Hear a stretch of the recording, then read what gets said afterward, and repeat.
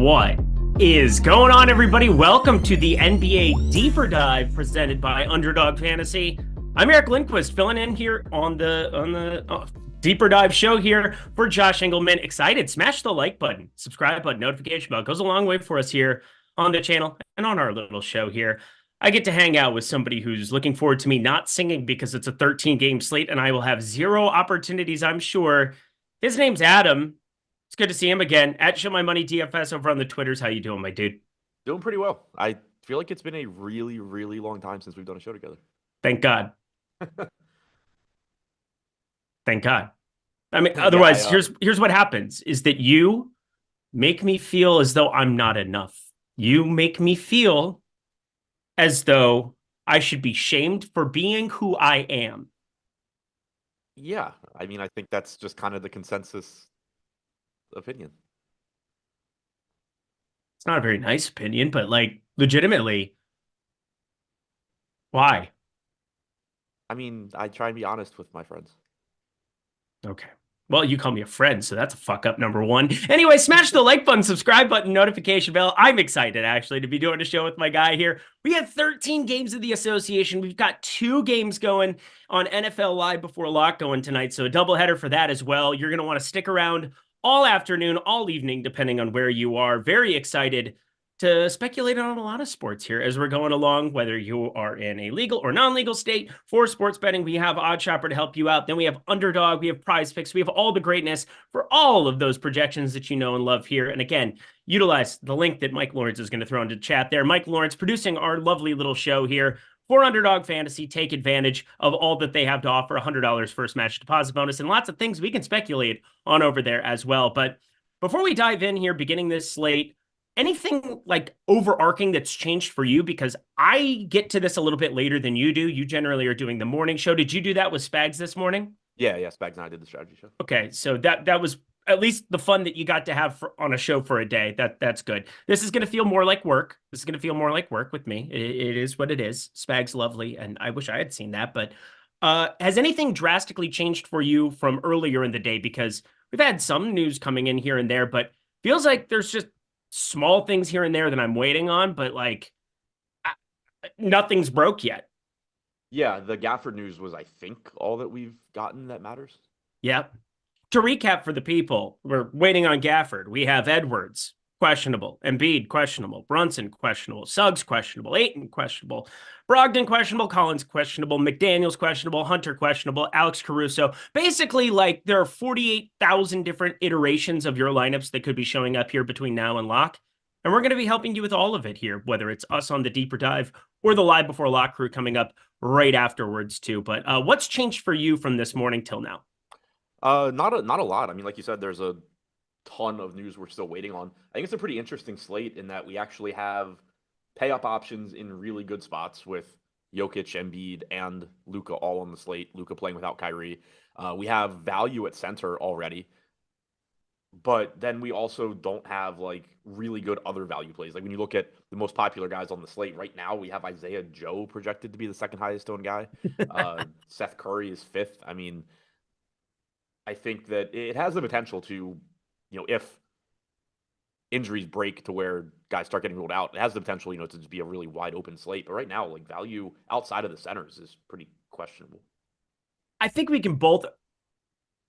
Yeah, we can also assume, though, that there's going to be some sort of value that breaks at some point in time. Yeah. Like there's going to be value that shows up. So as we work through the games, keep that in mind, that we might talk about things that are potentially going to happen. But like the way that our lineups look right now and the first couple of builds that I've had here this afternoon, they're going to look drastically different by lock because things are going to break towards in some direction. Something is going to emerge that is on the questionable end right now that ends up being somebody who's ruled out, but we just can't necessarily know where that is. But where I do know we can begin is with a Pacers-Pistons matchup that this one should provide points because that's always what the Pacers do. Do you know what their over-under is as far as like how many of their games have skewed towards the overs this season? You mean how many times like the over is hit? Yes. I'm going to guess a lot. The answer is, first of all, a lot, but it's 16. games of their 20 that they have played, or of their 21 thus far have gone over. 16 of 21. That's crazy. That is a lot. Yeah, these are the things that I do. Fuck Josh. He can't do what I do. How about that? No, I love you, Josh. I'm just kidding. I would never. Indy, 7.5-point favorites going into Detroit, though. Obviously, they just got done playing in Vegas. What did you think of the play-in tournament? Or not the play-in tournament. That's what it sounds like in my head. But the beginning of the season tournament. I just want to get your take on that before we literally fly through 13 games. I thought it was cool in that it gave you sort of a playoff atmosphere in November, December. I thought that was cool. I still wish I would prefer it to just go away because as cool as I thought it was, I would prefer to just not have a week where it's 0-2-2, 13-2, 11-1-0 basketball games. I would rather just have a normal schedule. I'm with you. It feels a little bit. It felt a little bit forced. And like you watch LeBron trying to like open champagne with everybody afterwards. I'm like, what are we doing here? The season just started. This is dumb. Like, was that legitimately dumb to you too? I mean, I didn't see it. I didn't watch. Okay. But it's just like, I don't know. Take him into the casino. I want to watch you play like $1,000 a hand blackjack. That's what I want to watch. That's the content that we need. Is we need them in the casino gambling after they win the beginning of the season tournament. The one thing that MJ is better than LeBron at. Oh, that's going to be the best take you have for the next. Well, yeah, I mean, you shot your wad early there. Hour and 7 minutes we have left. All right, let's start with the Pacers side. Miles Turner, he is one, and this is going to be a theme of the show, one of 48,964 centers that we're going to have interest in today. He's really, really good on paper here. 7,300 on DraftKings, 13.5% basically coming in owned. Tyrese Halliburton, 10-9, ridiculous tag, but he and Nikola Jokic are on a different stratosphere in terms of player efficiency on the offensive end of the floor. It's insane. So, like, I really like getting to those two. I don't know what the hell else you're supposed to do with the Pacers, though. No, I mean, it's a good spot, but the team is pretty much correctly priced. The only two guys that I am getting to right now, I believe, I'm double checking, but are so I'm getting mostly to Turner and Halliburton. I have like one Mathurin lineup, one Toppin lineup, but if the slate started right now, getting the 7% Turner, 6% Halliburton, and that's pretty much it from this team. It is a good spot against Detroit. I think the problem that I'm running into is as good as Halliburton is on this slate, you have Embiid against Washington, you have Jokic against Atlanta, you have Luka without Kyrie, and they're not that much more expensive than Halliburton. So again, Halliburton's great, but those guys I think are a little bit bigger priority for me. And then it also comes back to what we were saying at the top of the show, where we do have some value, but it's not a lot of like dirt cheap guys outside of the centers. It's not a lot of guys that you're going to feel great about. So I think that's making it kind of tough for me to get to Turner. He's getting 13% ownership, 11% chance of being optimal. I think it's likely though that I am just sort of going cheaper at center as opposed to getting to, $7,300 Turner, even though it is a good spot. That is a pretty good price tag. No Duran, no Bagley. Like there's no real opposition here for Miles Turner. Yeah, and I mean, the Pacers did have a pretty diluted rotation there, 10 men deep, until you ended up Nembhard ended up getting dinged up. Now you have Nesmith. That's going to be at least one questionable piece, maybe. I mean, does that really matter on this slate? Does his omission kind of result in anything looking decent for Mathurin or Hield or anything? I don't think so. Like I said, I have one lineup with each of those guys, but you're still not getting the problem is that, salaries are up a bit. Bruce Brown's at 6,200, Mathurin's at 5,300, Hield on DraftKings 6,500. It just becomes difficult to get to those salaries. I definitely agree. And then on the Pistons side of things, as we will definitely be speeding it up here a little bit, we got my guy, Bojan Bogdanovic, pulling quite a bit of ownership, 16.5%. Killian Hayes, right around 10.5. I'm under the field on him. I'm around it on Cade Cunningham, who's somebody at that 8,200. There's kind of like alarm bells going off, but as we accumulate a sample size of Cade and Bojan, who really didn't share a floor last season either, we're going to have some differences of opinion about how to go about it. But I mean, it's more of like a positionality thing for me where Bojan can fit into lineups. And then Cade Cunningham, he's just at a point guard, shooting guard spot where there's also a lot of dudes I want to play. So where do the Pistons kind of fall in ownership for you right now? Yeah, so right now I'm getting to them a decent amount. I am rerunning stuff. I had a mistake with my Mike Muscala ownership that's messing everything up. But in the the sim I ran right before the show. Getting a lot of Jaden Ivey, getting around 27% there. I'm getting to Boyan around 17%. Those are the guys I'm getting the most. Happy to be there. Really good matchup. The price tag on Bogdanovich at 6,500. I think maybe a little bit of sticker shock just because he was so cheap when he returned, but it's a situation where he was just clearly underpriced. And so now it's more, he's correctly priced, but he's in a good spot. So I like getting there. You mentioned the positional eligibility is really nice. My assumption is that Ivy is starting.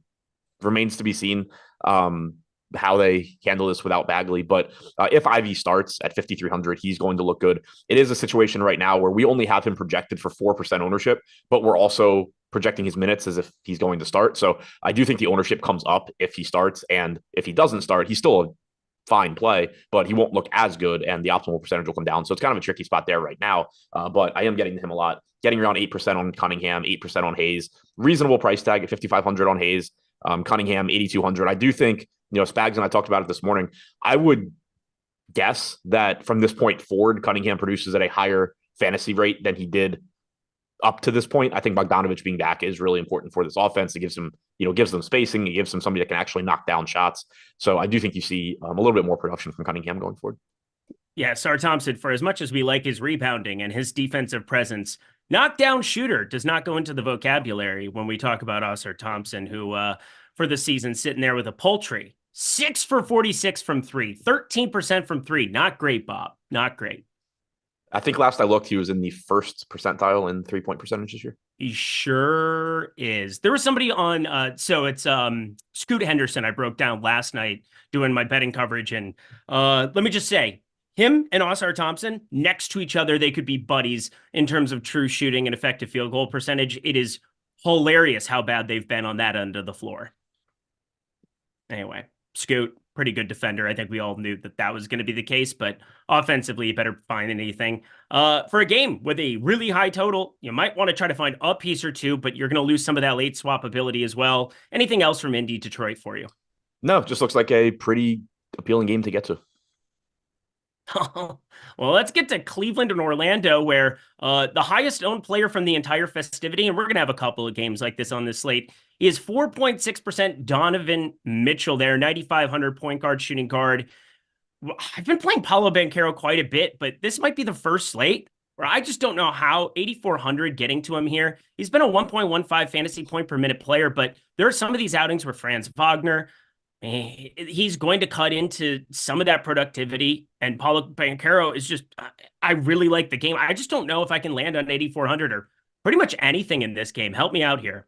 Yeah, it's really tough to get to. The way I see it is basically, if you're playing a bunch of lineups and you just happen to randomly have Banchero or Franz Wagner in them occasionally, like that's fine. They're obviously good players, but it's not a great matchup. The prices don't stand out as particularly favorable. There's a million plays on this slate where you can look at it and say the same thing, where it's just, like, oh, well, this good player is 1% owned, but there's nothing like separating these guys from other ones. And in a lot of cases, they're just not going to look that good because of the matchup.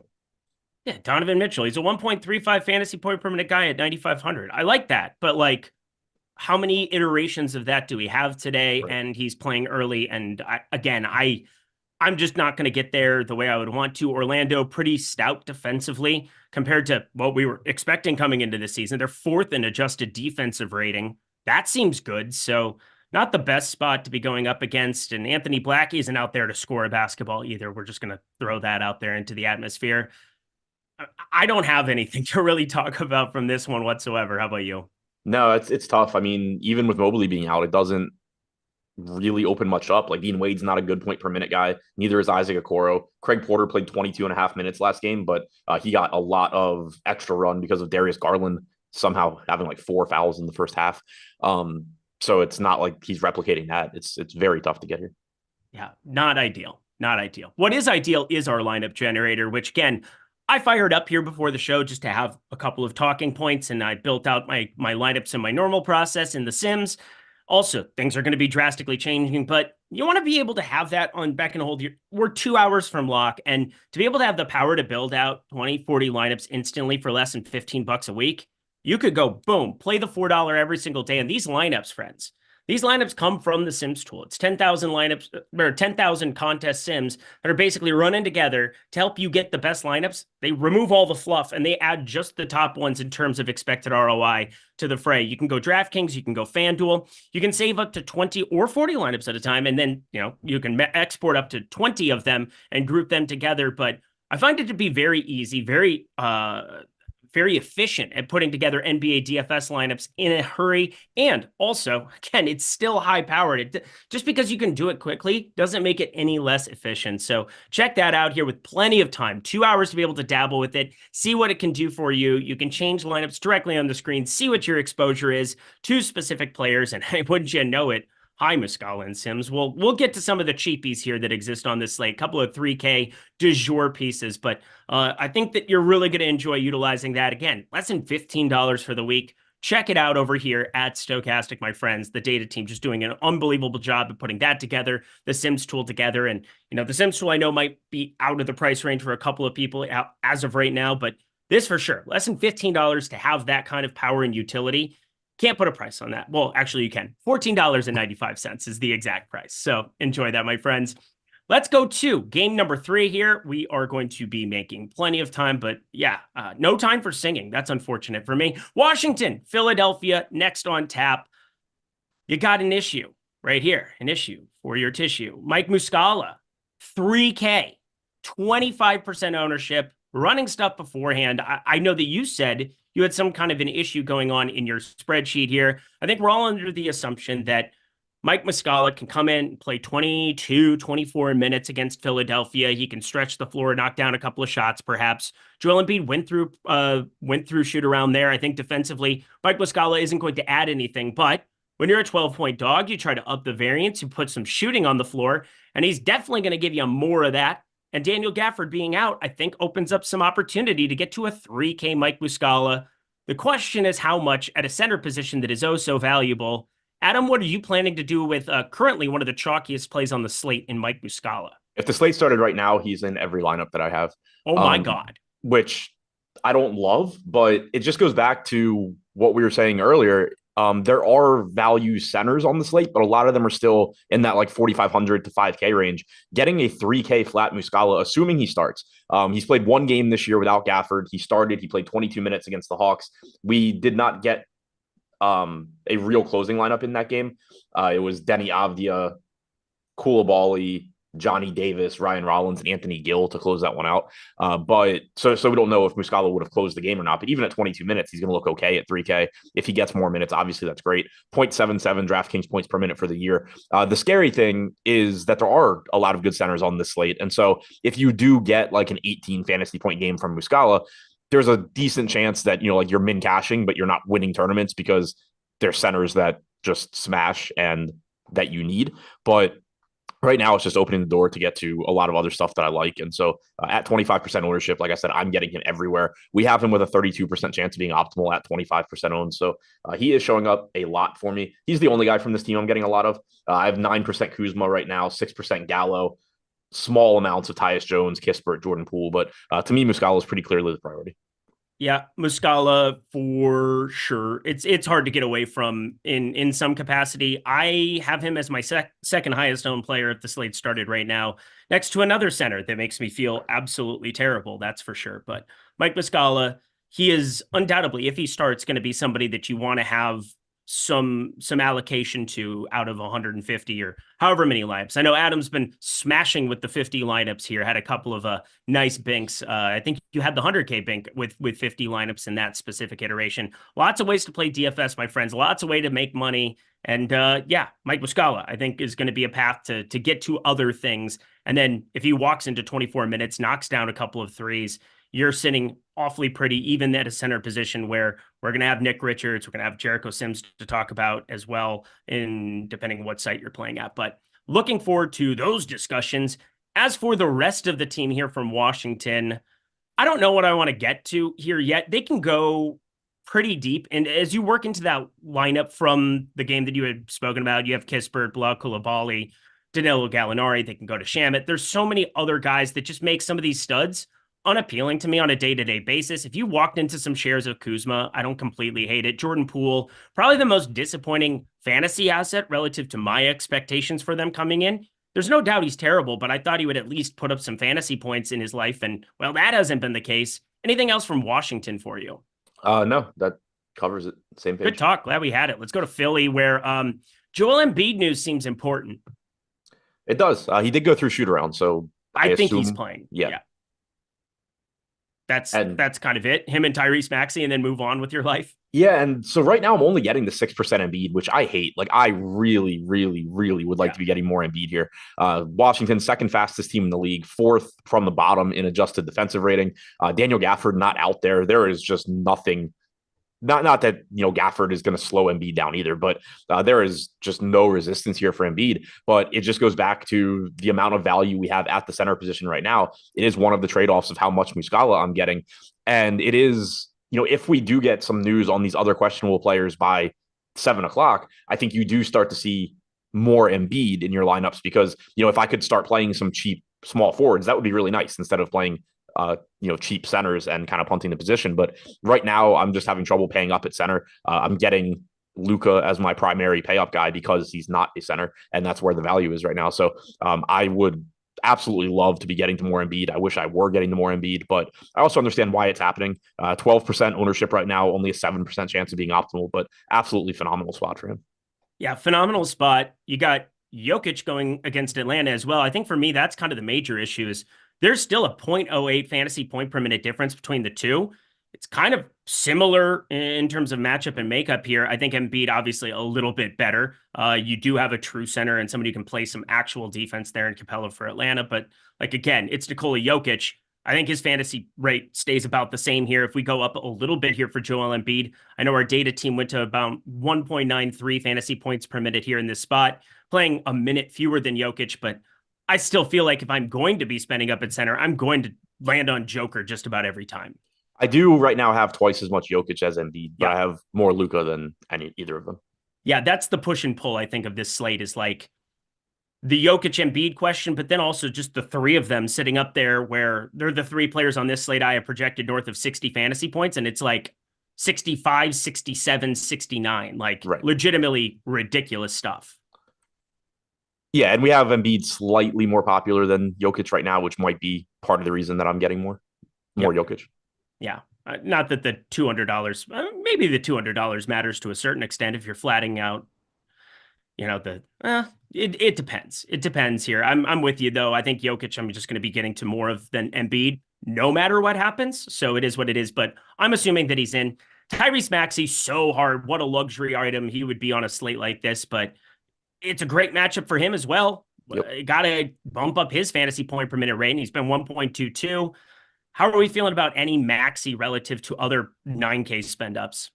I would love to get there. I'm only getting 3% though. Fields at 4%, 5% chance of being optimal. It's just that he's priced at 9,200, and it's a slate where you just have a ton of guys that you can get to that are going to look similar. Point guard, obviously there's no shortage of good plays. So the Sixers in general, I would like to be getting a lot of them. I'm just not.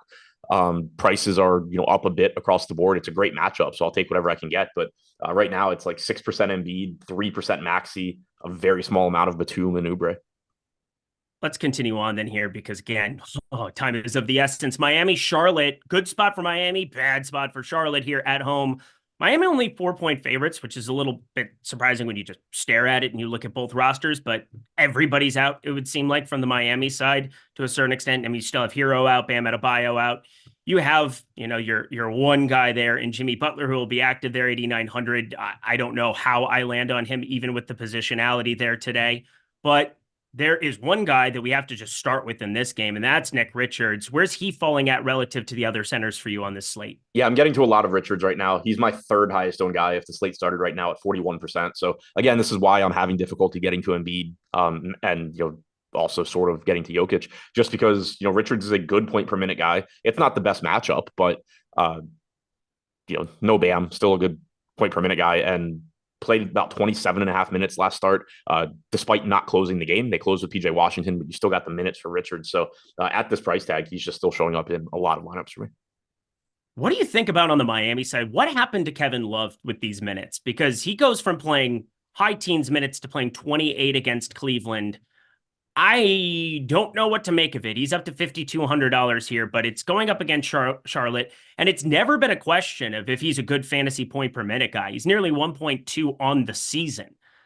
21 minutes of him is what we've got projected right now. I think there's some volatility on both ends based on how he's playing, but I'm just wondering, based on the matchup, based on what you've seen here from Miami, based on Charlotte, how do you think they utilize Kevin Love from Miami here? Because he's probably the guy I have the most interest in Miami, and it's still not very much interest. Yeah, you're just getting 48 minutes from Orlando Robinson plus Kevin Love. Last game, you had some first half foul trouble for Robinson, so Love benefited from that.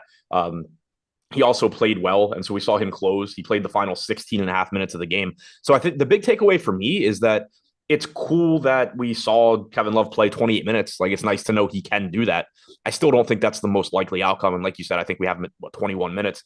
So it should be, around 27 to Robinson, 21 to Love, if that's how we have it projected, which I think is perfectly fine. At 5,200, it's difficult for me to get there. It is nice that he has power forward eligibility. It is a good matchup against Charlotte, but I'm not getting to him right now at that price tag. But, again, it is a positive that we saw him play 28 minutes last game. It's just that I don't think you can expect that to be replicated because he still wasn't playing alongside Robinson. Good timely news. Mark Williams officially ruled out with the back injury, making sure that was going to be the case, but he was doubtful, so that was never going to happen. I didn't assume. Kyle Lowry, if he ends up sitting, who stands out for you there? Has that just become like the Josh Richardson show there at 5K, or God forbid, we just have to play $6,400 Caleb Martin in bulk? Yeah, I think Richardson would certainly look better. You expect him to take on a bigger ball handling role. He is 5K, so would be a decent value option if Lowry sits. You would most likely just get more playing time for Caleb Martin and Jaquez. Like, those minutes are just going to be more secure as well. They are relatively expensive, but it is a good matchup. And on the Charlotte side of things, Nick Richards, he's undoubtedly a great play. I think, play him for 26, 28 minutes here in a spot, get some true centers. Yeah, things are good. But the rest of this team, Brandon Miller pulling 10%, doesn't project out very nicely for us. But Terry Rozier, this is a guy at 8,300 as the tag has started to come down. I've gained more and more interest for, again, he's playing 40 minutes a night here in some of these spots. And it's just, if this thing stays competitive, again, it's 4-point spread here at home. It's not like Miami's all that difficult of a matchup here for Terry Rozier. It's a slow matchup. It's not ideal in that perspective, but Miami been pretty fruitful against guards. Suppose getting Kyle Lowry out there dinged up might be a good thing. I don't know at this point in time, but I'm just wondering what else you're getting to from Charlotte. So I'm getting to a lot of Miles Bridges. I have 43% right now. He is 7,700 power forward, only getting 6% ownership. He's been about a fantasy point per minute without LaMelo on the floor this year, 27.8. Or sorry, only a 21.6% usage rate is surprisingly low, but I think you do see that come up over a larger sample. So I am getting a lot of him right now. Again, wouldn't be surprised if that comes down some, just because there are plenty of plays that look, I think, similar, but at that ownership, I certainly don't mind getting there. I'm getting the 27% Brandon Miller as well. 23% usage rate without LaMelo on the floor. He's at 0.95 DraftKings points per minute. Bridges at 1.01. To your point about Terry Rozier, though, I'm only getting 3%. I would like to get more. He's certainly benefits from LaMelo being out. 1.16 DraftKings points per minute, 27.8% usage rate without LaMelo on the floor. So, the guys I'm getting to right now are Bridges, Richards, Miller. But I think you could certainly make a case for Rozier, PJ Washington, Hayward to be decent plays as well. Yeah, just going through some of these box scores, Ish Smith would be like your true ball handling guard sitting behind him here in a Toronto spot last time out. Obviously, they were up pretty darn early there, ended up fading, ended up pulling it out 119, 116, but like 14 minutes of Ish Smith and then some of that alongside Terry Rozier. This is just like every competitive game.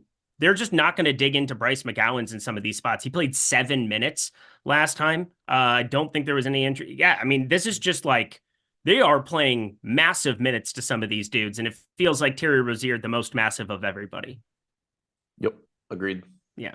Good talk. Glad we had it. Anything else from this game? Nope. Cool. We continue on our merry way. Oh, man, we got to make up some time. Denver, Atlanta, 242 total. The aforementioned Nikola Jokic confirmed good at the game of basketball, like better than the average bear, that's for sure. You got some news that we're waiting on here, specifically Jamal Murray. He's now probable, though, for this one. That's cool. You got Trae Young. He's probable for one out on the injury report. Cool. But DeAndre Hunter, I think that's actually going to matter a little bit, mainly because we've seen some wing minutes here, 36 and 37, the last two from him specifically. I think that could open up some stuff on the Atlanta side. But let's start with the road Nuggets team. It's basically Jokic or bust from this team every single time out for me. Michael Porter's tag has started to come down. Probably not going to be it for me here on this slate. I have all of 2% out of 150 in my first run. Just Joker? Porter is my guy right now. Oh, interesting. I inherently I wanted to get to Porter, but I'm just not there at the moment, which sucks. Yeah, it kind of reminds me of Miles Bridges, where it's not like a clear-cut play or anything. I wouldn't be surprised at all if by the time we get the lock, I just have less than I do right now. But it's another guy in that price range, 7K, small forward, power forward, good matchup. So I'm getting quite a bit over the field on Porter, and I have no real issues with that. Jokic, like I said, I'm right around the field, getting 11% of him. Looks very, very good if you can find the salary for him. Great matchup against Atlanta, obviously a great player and all of that. Highest projected guy on the slate as usual. Other than that, not really getting much here. 4% Jamal Murray is the only other piece of Denver I have at the moment. Jokic, 34.4% usage, 43.4% assist rate, 21.2% total rebounding rate. What are we doing here? How is this a person? Right. Yeah, it's insane. Yeah.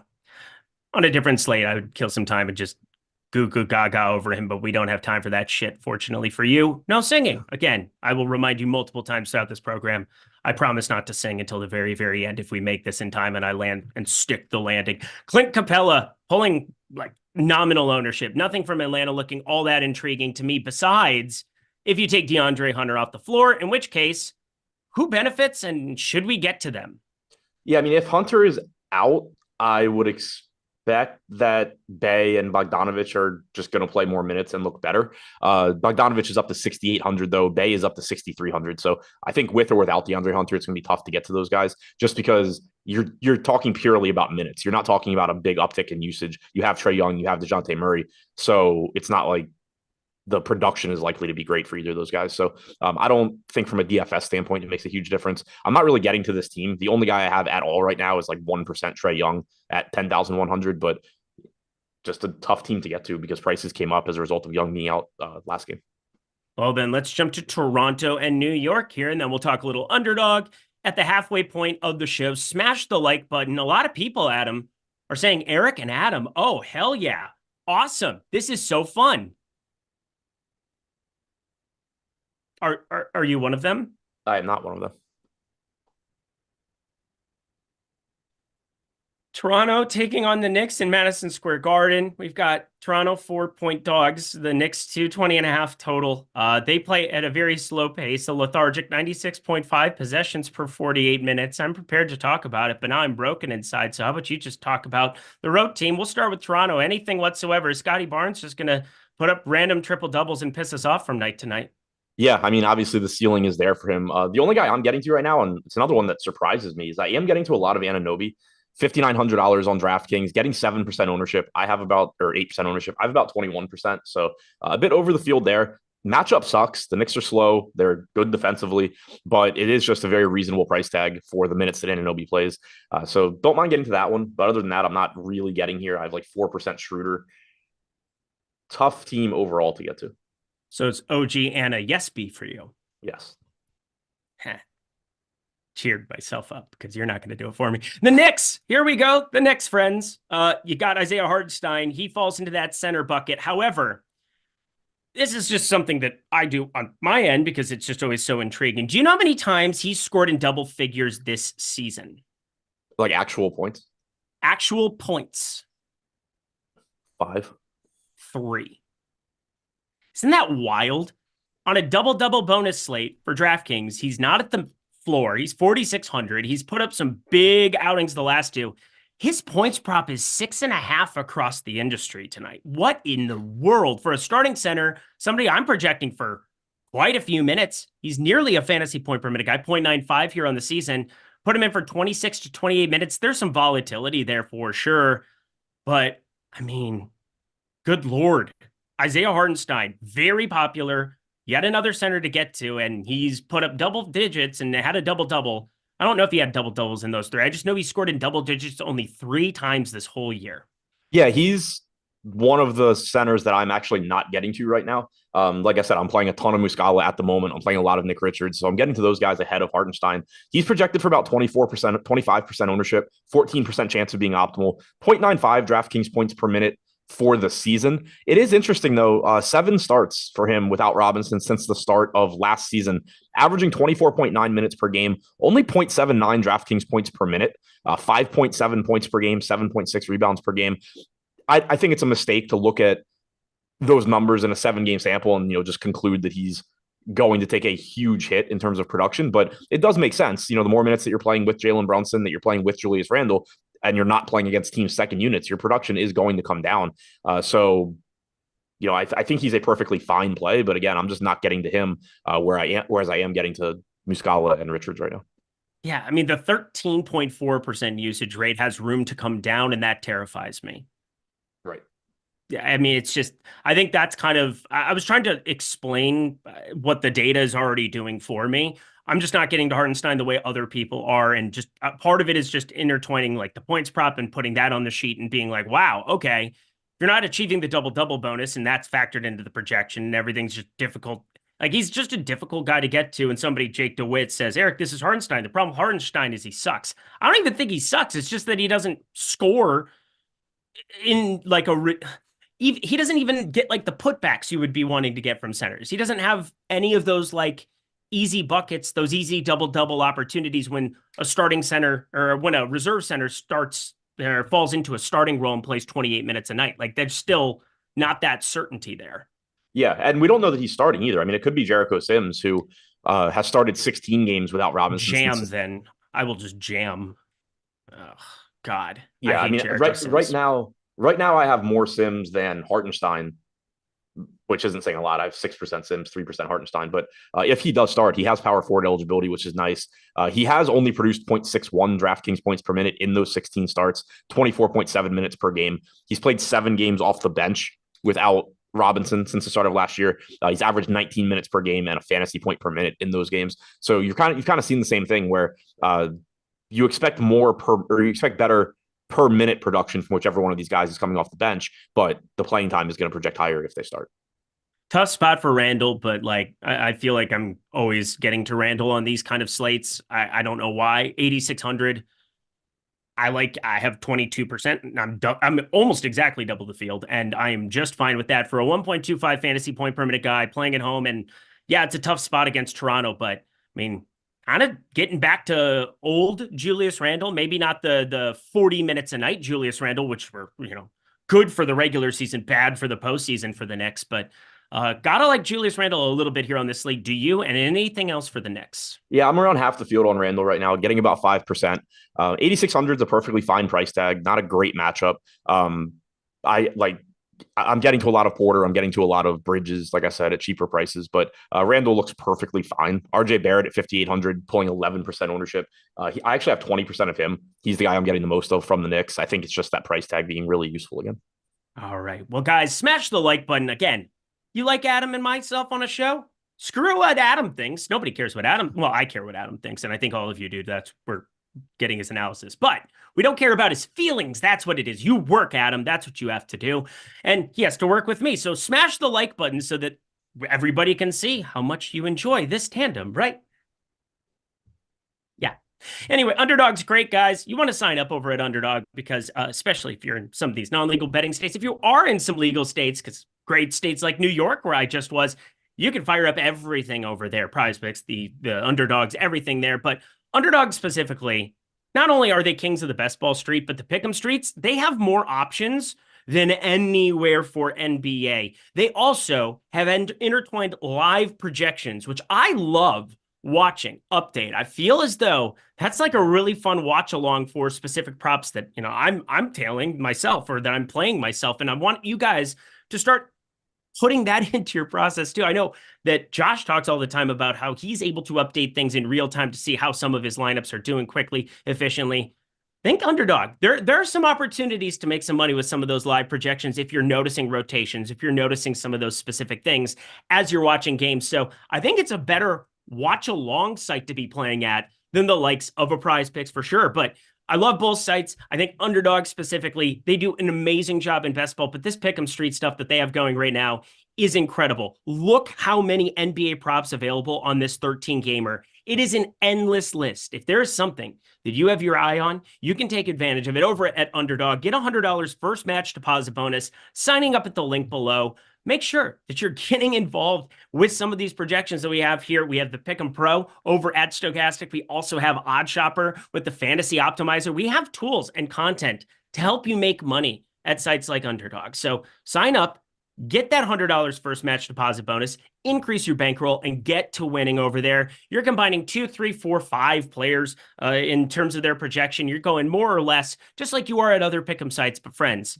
the payout structure for a 3-pick card is better at Underdog at 6x than any other place in the industry. So please get in the habit of making those 3-player cards over there as opposed to the 5 or the 2s.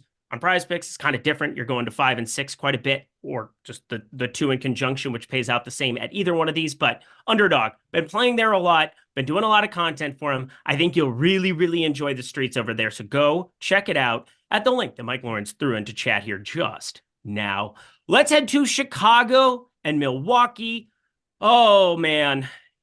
DeMar DeRozan, I have way too much of on. I don't know how many slates in a row this is going to be, but they're 11-point dogs here in Milwaukee, 233 total. Zach LaVine continuing to be out. Alex Caruso going to be questionable here in this spot. That is going to matter big time. Patrick Williams does come back, but my God, 8,200. I get a price decrease on DeMar DeRozan, and I knew it was going to be a problem, and I knew I was going to hate myself when I looked at this slate from the get-go. Sure enough, one of the guys that I'm landing to at that small forward, power forward positionality that's taking ownership away from some of these other Miles Bridges and guys that we had been talking about earlier here. How does DeMar DeRozan look to you on this slate? I think he looks good. It's probably not a surprise for anybody that heard how much Porter and Bridges I have that I'm not getting to him. Yeah. 8,200, perfectly fine price tag. I'm getting 5% right now. Solid matchup. Milwaukee has not been good defensively this year. 8 games since the start of last season for DeRozan without LaVine. And with Vooch rather, 1.22 DraftKings points per minute, 28.9% usage rate, 26% assist percentage, 37 minutes per game. He looks fine. But again, there are a lot of similar players that look similar, for a really weird way to put that, I guess.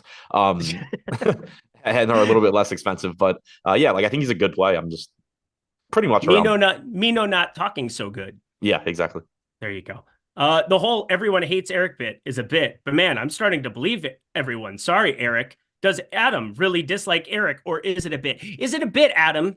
Or do you hate my guts? I actually had someone DM me the other day. You and I were talking on Twitter, and they were like, I know you joke around on here a lot, but I feel like you really don't like Eric. Oh, man. You know what? I don't even want to have you answer the question because I feel like one of the things that makes our chemistry, not only on the socials. Oh, God. I like you more now. Goes off. Seriously? I wish it was your mic, but are you just completely gone now? Yeah, I've left to the shadow realm here. It's fine. Don't mind me. This has just been happening. Every time I run The Sims in the background, every time my camera shuts off. So it is what it is. I'm just going to go to the FaceTime and then HD, different camera. There we are. All right. Now I look different, but I'll make do with it. We continue on our merry way here then. DeMar DeRozan, really the only guy I'm getting to. Does Alex Caruso's status matter to you at all? Not a ton. Just because the players that would probably soak up minutes if he's out are already relatively expensive. The Sunmu's already up to 5K. And I'm not getting the Caruso at 5,300. So I don't think it makes a huge difference for me. It would potentially open up guys that you could throw darts at, like the Sunmu, but I don't think it would open up anything that's a true priority. There we go. Great content, guys. Thank you. You're so welcome. He didn't answer the question. Adam aimed for Eric's silliness. Oh, good thing there's no silliness to have on a 13 gamer. There isn't time for my bullshit. But Nikola Vucevic, 1%? There's a lot of 1% centers, but I don't know if I can do it. I'm going to feel really, really stupid if this is the game where we get the 60 ball that I thought we might get absent Zach LaVine with the increase in usage. We've now seen 3 of the last 4 games, 23.6% usage or higher for Nikola Vucevic here. I'm just not getting there, and it sucks. Yeah, I'm only at 1% too. It's just so tough to get to centers on this slate that aren't either very cheap or named Embiid or Jokic. And, it's tough. 1.16 DraftKings points per minute in the games without LaVine since the start of last year. He looks fine, but I'm having trouble getting there as well. DeAndre Hunter is out for the Hawks. Again, I don't think that changes much from a DFS standpoint, at least on DraftKings. I guess I could look at the FanDuel pricing. Bogdanovich is 6,500 there. Bey is 5,900. So maybe Sadiq Bey looks a little bit better, but it's still not like these guys are really cheap because of Trae Young being out last game. Yeah. And I think Giannis is going to smash here on the other side, but like, can I get to him at 11-2 power forward center here on today's slate? Probably not. Currently 0 of him in 150, which doesn't feel good because it's just one of those guys that can put up a score that you just have to have. But I weirdly feel okay about it. As long as Damian Lillard's out there chucking, which would be nice. 9,400 for him. That's going to be tough to land on. I legitimately think I'm going to get to nothing outside of, I have 2% Chris Middleton, and even that I would live without. Yeah, I have 2% Giannis, 2% Middleton. The only guy I'm getting from Milwaukee in any real amount is Malik Beasley. I have like 11%, so not even going crazy there. But I am getting to him a bit. 5,500 shooting guard, just playing big minutes. You're not expecting a lot in the way of per minute production. He's at 0.77 DraftKings points per minute for the season. But we saw it with Anunoby. We saw it with, I don't remember, there was somebody else that I'm getting in that price range too, where it's just kind of a useful price point. And so he's showing up some. Middleton did play around 30 minutes last game. That was the in-season tournament. So, obviously, I guess they cared a little bit more, but I also don't think that they were going to take big risks on him. I expect that you're just getting at least like 28 minutes or so from him. So I'm getting to a little bit of Middleton too. I think Middleton's the easiest player in the NBA to project minutes for. Until we get the game where he just plays like 35 out of nowhere. Then I'm going to feel differently. But until that point, I feel as though it's just been so easy to like, all right, now's the time I'd take him up by like a minute and a half. Right. Like it's wild for somebody that is going to start the season playing very few minutes and then playing a lot at the end. And there's generally some volatility there. There's like no volatility in Chris Middleton's minutes. Right. Which in some ways sucks for DFS. Yes. But like also he's been eternally underpriced until that game where he's going to play 35. And then, yeah, you're just going to need to have him. So that'll be fun. I'm sure we'll get that news ahead of time, right? Whenever that happens. Yeah, sure. Yeah, that's not going to happen. This is going to happen now, though. San Antonio and Houston. Houston, 9-point favorites here at home, 223 total. Wild to see lower and lower totals, but that's Ime Udoka and this Houston defense. Yes, this Houston revamped defense. Obviously, we got some news waiting in the wings here. Tari Eason, that's going to be somebody that's questionable that maybe there's a couple of minutes you can see bolstered to Houston. But obviously, we start on the San Antonio side before we get to the much chalkier Houston side of things. Victor Wembanyama playing some 5. I like Victor Wembanyama at the 5. I don't know how I land on him today at 8,800. FanDuel, maybe a different situation. He is a 1.43 fantasy point per minute guy here. Vassell, Sohan pulling a little bit more ownership, but San Antonio against Houston, tough spot. Didn't think I would say that this season, but here we are.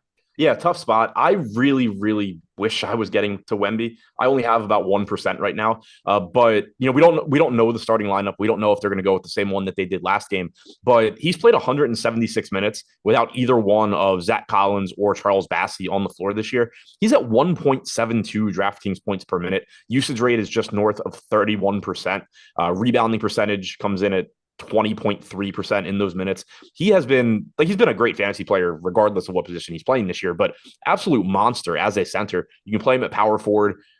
Like, I wish I was getting to more Wemby. I think he's a really good play, but I'm also just having trouble getting there.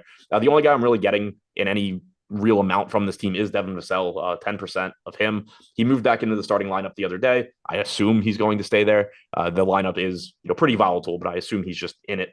Played 33 and a half minutes in their most recent game. So getting to around 10% of him, I think, is perfectly fine. Yeah, I will have my finger on the trigger over on Underdog Prize Picks, a couple of spots.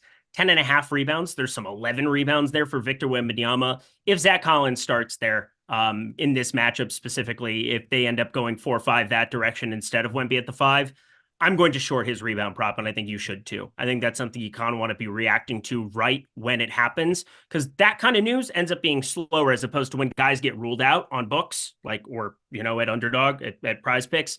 There's this little lingering time. You have this period of time where it's like, oh, why is all this money coming in? They shut down the line. So you want to be reacting to starting lineups. I think that's one of the few things in the prop streets you can really utilize to your advantage. It's tougher out there than it was before. So you want to be reactionary to news like that for sure. As for Houston, we got the news plenty of time earlier that Dylan Brooks was going to be in and available here for this game, so we didn't have to worry about that one so much. Tari Eason, if he ends up in, I doubt that I get to him at 4,400, although he is pulling currently around 10% ownership. It's Jabari Smith and Jalen Green, the only guys pulling anything here, and I don't find that all that appealing, even against San Antonio.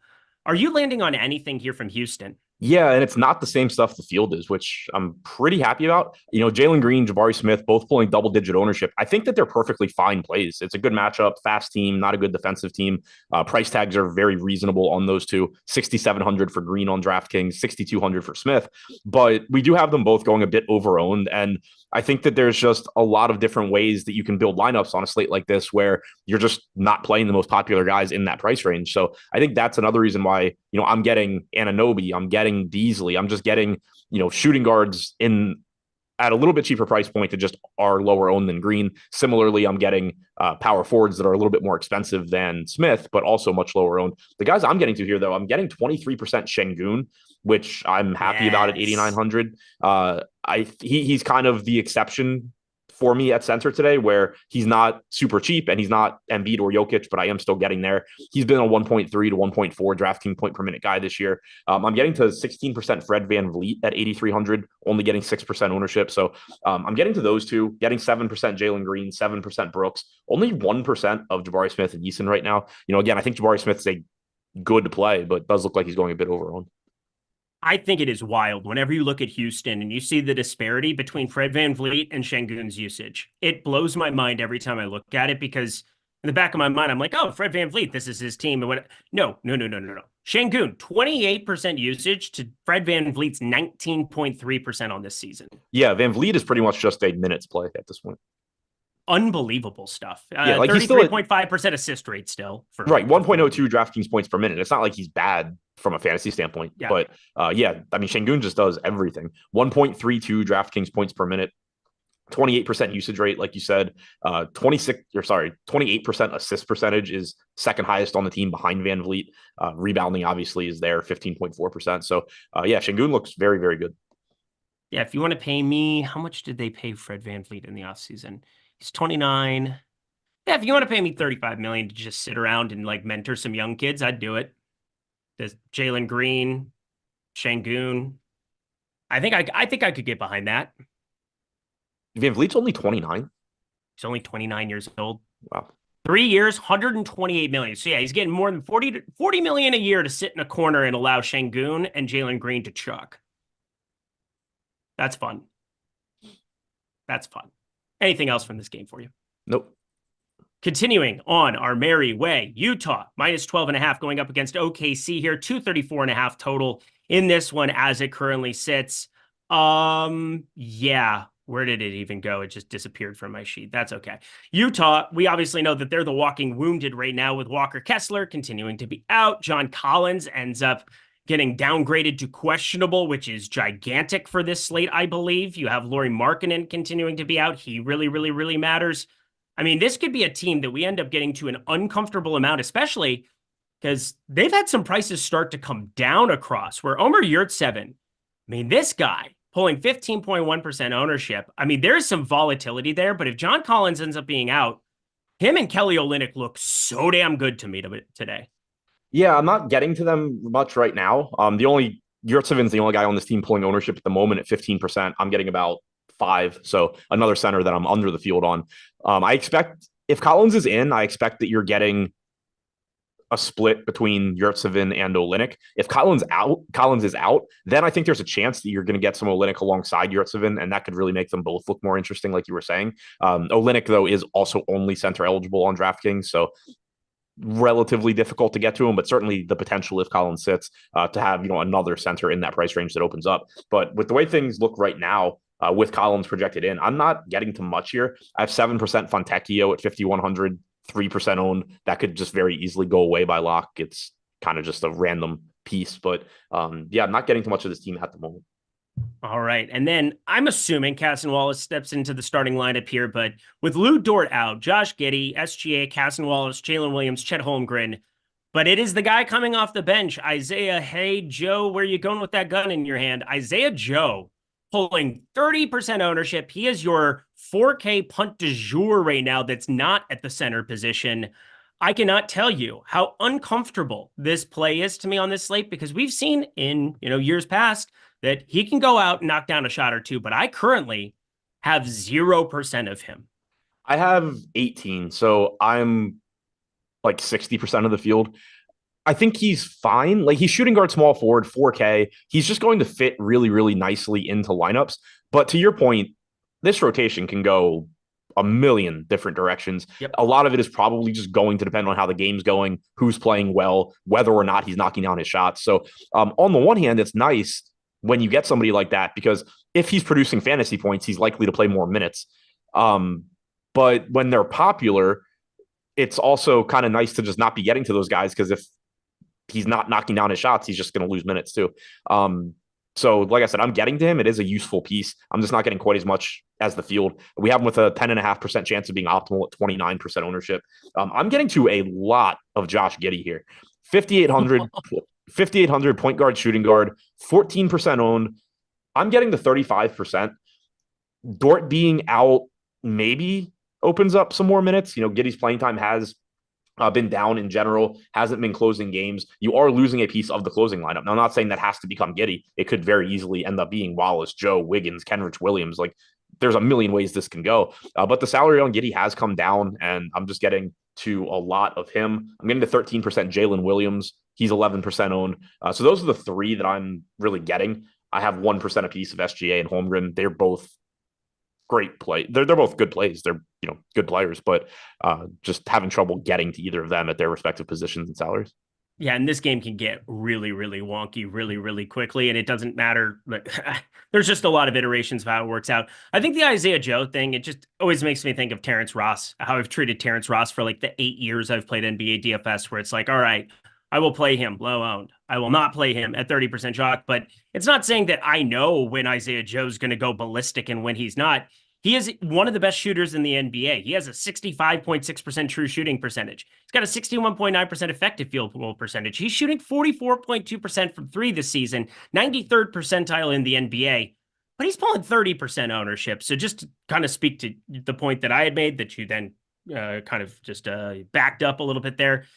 It's not that I think Isaiah Joe can't go out there and set this slate on fire if he ends up playing 28 minutes because he's knocking down his shots, which happens a lot, but it's just hard because I don't know what those minutes are going to be. And you would assume that there are 4 or 5 other guys. I think Trey Mann probably plays a couple of minutes and then gets inserted into this rotation. Aaron Wiggins could see a lot more minutes as a result. And yeah, we'll see what that starting rotation is, but I think Casson Wallace does it. And as a result, Casson Wallace playing the majority of those minutes, pretty unappealing with a 10.8% usage, 0.66 fantasy point per minute guy. Yeah. And I think one other thing, I guess, sort of working another point in Joe's favor, we only have him projected for 23 minutes right now, and he's still showing up. It's not like we're assuming 28, 29 minutes and obviously he could just come in less than that. We're not projecting him for that many minutes, and it's still coming out as, an overall good value. So 0.87 DraftKings points per minute for Joe overall this season. To your point, Wallace 0.66. So if he does get the start, the minutes are going to look better, but he's generally not very productive. Aaron Wiggins is at 0.8 DraftKings points per minute for the season. If he were to get the start at 3,600, that certainly becomes interesting. Kenrich Williams at 3,400, 0.81 DraftKings points per minute. So basically, if Wallace starts, not to say you can't play him, he's 3,800. You can, hope to just he plays better than usual. But the other guys, like if it were to be Joe, Wiggins, Williams, that's when I think it starts getting really interesting because you're actually getting solid point per minute guys. Granted, you expect production to come down a bit playing with the starters, like we've talked about in other spots. But if it ends up being one of those guys, I think it's a lot more interesting than if it's Wallace. Well, welcome to the quickest game on the slate. I'm excited for this one, if only to see how much time it actually takes us. Minnesota, New Orleans. Actually, did you have anything else from Utah OKC? Because that matters way more. Shohei Ohtani will defer 68 of his $70 million annual salary every season. What? I mean, Shohei Ohtani is going to be a billionaire when this is the amount of money he's going to make as a Dodger in terms of marketing. Oh, yeah. Is just stupid. He's going to make double the 700 million in Japan alone. Yeah, he's going to be on a winning team. Yeah, and obviously he was massive even on the Angels. Oh my God, that's so funny. He's got the Bobby Bonilla contract. Yeah, but you know what is different between him and Bobby Bonilla is that he has international implications in addition to being the best player in baseball. So it's like a 2-for-1 where it's impossible for this not to work out for the Dodgers. I will just go out and say that right now, that in terms of how much money he's going to make in this first year and the amount of interest he's going to garner, I know 700 million is an insane amount of money. It's insane. He's probably a deal still. Yeah, and it's with it being deferred, it's not actually worth 700 million either. Yeah, exactly. Dude, what in the world? So this team is going to just be the most loaded team they're the Monstars of the MLB now. Anyway, Minnesota, New Orleans. Do you have anything? I don't have a single player rostered from this game. I have one Anthony Edwards lineup. That's it. Good talk. Glad we had it. Next game, everybody. Dallas, Memphis. This is fun. -1.5 your Dallas side. Memphis 227. I don't mean to be snarky because it's just what it is. I got nothing from Minnesota, New Orleans. Anthony Edwards is the only guy I would even consider basically at their prices. Terrible game environment, so on and so forth. But this one we have to be paying attention to because there is some wonky ownership all over the place. And I'm not exactly landing where the field's landing, if you know what I mean here. Seth Curry, let's start with the Dallas side. Let's start with the road Dallas side because they're pulling quite a bit of ownership with Seth Curry, Tim Hardaway Jr., Luka, of course, the super ceiling that I know you had talked about getting to a lot before the show started, Dante Exum, Derek Jones. My God, we have lots of options here. Talk me through who you're getting the most of first. Getting the most of Exum at 33%. Yeah, I have 33%. He's projected for 11%. Point guard, small forward is really nice. 5,700. We've just seen, I'm getting to that price point a lot. And Exum's not a bad point per minute guy. For the season without Kyrie on the floor, Exum has played 105 minutes. He's at 1.07 DraftKings points per minute. That probably comes down a bit over a larger sample, but playing time should be there. He's productive enough. So I have no issues with how much of him I'm getting. I'm getting to about 30% Luka. He's 13% owned. I have 29%.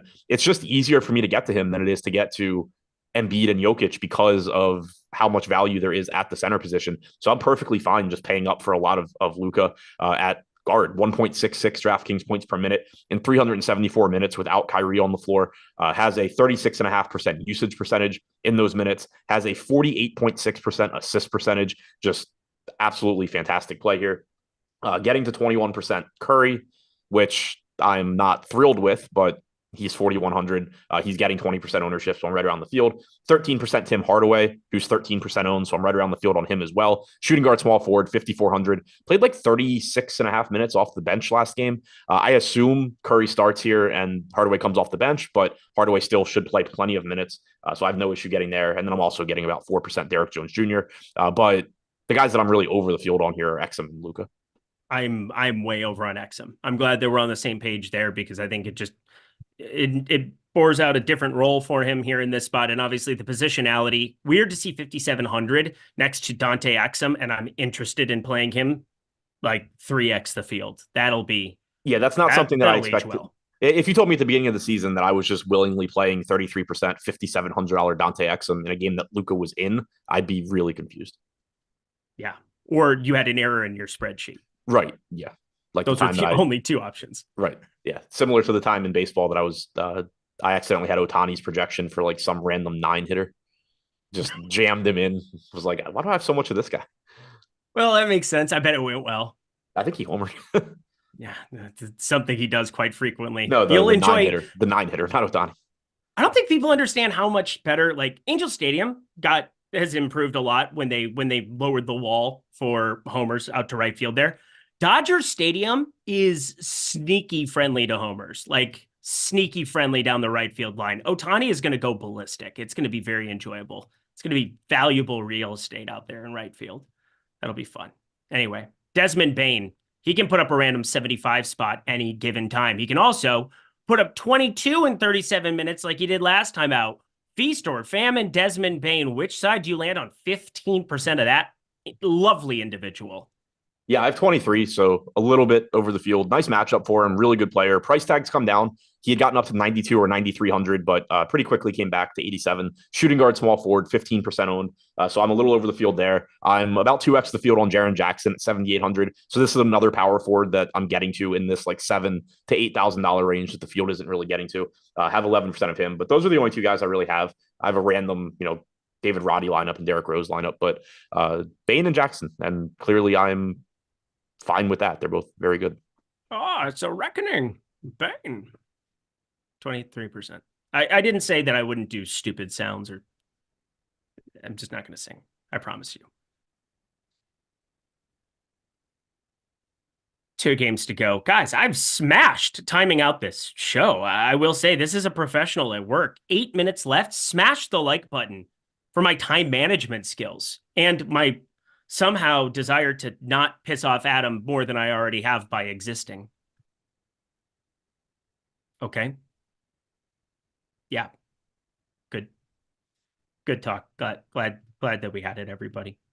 Anyway, we have Odd Chopper. Fantastic stuff here with 2 games to go here. If you are looking at any kind of betting content, if you're in a legal state, if you're in a spot where you can't necessarily, if you're looking to fire up Prize Picks or Underdog, we have something for you at Odd Chopper. And now instead of not being as accessible to the masses there at $200 a month, we have slashed prices drastically, not just for the OS tools, because again, the OS tools were very expensive and now $50 for a month, $14.95 for the week there. But no, my friends. The Discord alone was $20 per month. It is now $15 there. Use promo code Lindy there, 20% off using that code here on your screen there. You can also use promo code Greg. You have promo code Isaiah. We have so many great experts here that you could shuffle between here, and you have an opportunity to sign up over at OS. Get 20% off any of those packages right now. Again, if you're looking at playing Prize Picks Underdog, you have the Fantasy Optimizer. If you are looking in the betting streets, the Positive EV tool is as good as it gets. It is printing money there. Lots of unders. Yes, lots of unders on the daily. But you know what? Money is what it is making there. You simply sort by Positive EV, and it is taking a market-based approach. It is comparing odds across multiple sports books, and it is getting you the best line available for the sports book you have access to in your state. Take advantage of this. Utilize it. We have tons of videos going on over at the Odd Chopper channel over here on YouTube to teach you how to use these tools. What is EV? I know that Greg has that video that is coming out here very, very shortly. Going to talk you through the process of how he goes about sorting and making a ton of money in the betting streets. And you too, my friends, can do the exact same here for just $14.95 here for the week, $49.95 for the month, and then 20% off, promo code Lindy. Awesome stuff here with OS, my friends. All right, 2 games to go. Let's wrap it all together with a nice little bow. It is Christmas after all. Brooklyn plus 4.5, taking on Sacramento, 236 total in this one. As I worked through it, I thought something would have to surely show up, right? Right from this game? No, I have like 2% De'Aaron Fox. I have 4% Spencer Dinwiddie, which is the worst kind of Dinwiddie because I don't know. Maybe this is the game that we finally get the emergence in 30 plus minutes again of Cameron Thomas, but the minutes have been down a little bit there. I think that might be the only reason I'm getting to anything here, but what stands out to you in Brooklyn, Sacramento? Nothing really. Pretty much the same page. I have 2% Dinwiddie. That's the only guy I'm getting to from Brooklyn. Could take it or leave it. On the other side, I do have 11% Malik Monk. He's 6,100. He's generally giving you mid to upper 20s off the bench. He's around a 1.1 DraftKings point per minute guy. Only 4% owned, 6% chance of being optimal. So just, a nice contrarian piece to round out some lineups, but not going too crazy on him. And then just very, very small amounts of Barnes, Fox, Murray. Just to difficult game to get to because both teams are healthy. Both teams recently were less than healthy. Cam Thomas, obviously was out. Keegan Murray was out. So some of the prices have come up a little bit. Just a two tough teams to get to. I can't read that on straight, but that's funny. Malik Monk, my friends. Malik Monk is questionable. If he ends up being out, does anything show up? Because I took him off the floor and I still didn't get to Sacramento. You said if who ends up being out? If Malik Monk ends up being out. Oh, I mean, you're getting probably safer minutes for Kevin Huerter, for Barnes. Vezenkov, I assume, would play a bit more, but I don't know that it really changes much from a DFS standpoint. Yeah, it doesn't for me. I would probably want to get to some Kevin Huerter, but I doubt I have all the lineup spots that I would really want to. Although there is a game here in Portland and LA that we're going to round out our show with that could be interesting. I think there's some interesting concepts here to work through, and maybe I have some of that positionality to at least maneuver my way into a little bit of a Kevin Huerter. I think he might be somebody that stands out. But yeah, De'Aaron Fox and De'Aaron Fox in like a little bit on the Brooklyn side. Spencer Dinwiddie with Dennis Smith out, and the price came down just a tiny bit. I think that shores up a little bit of his opportunity and assist rate. But let's round it out, shall we?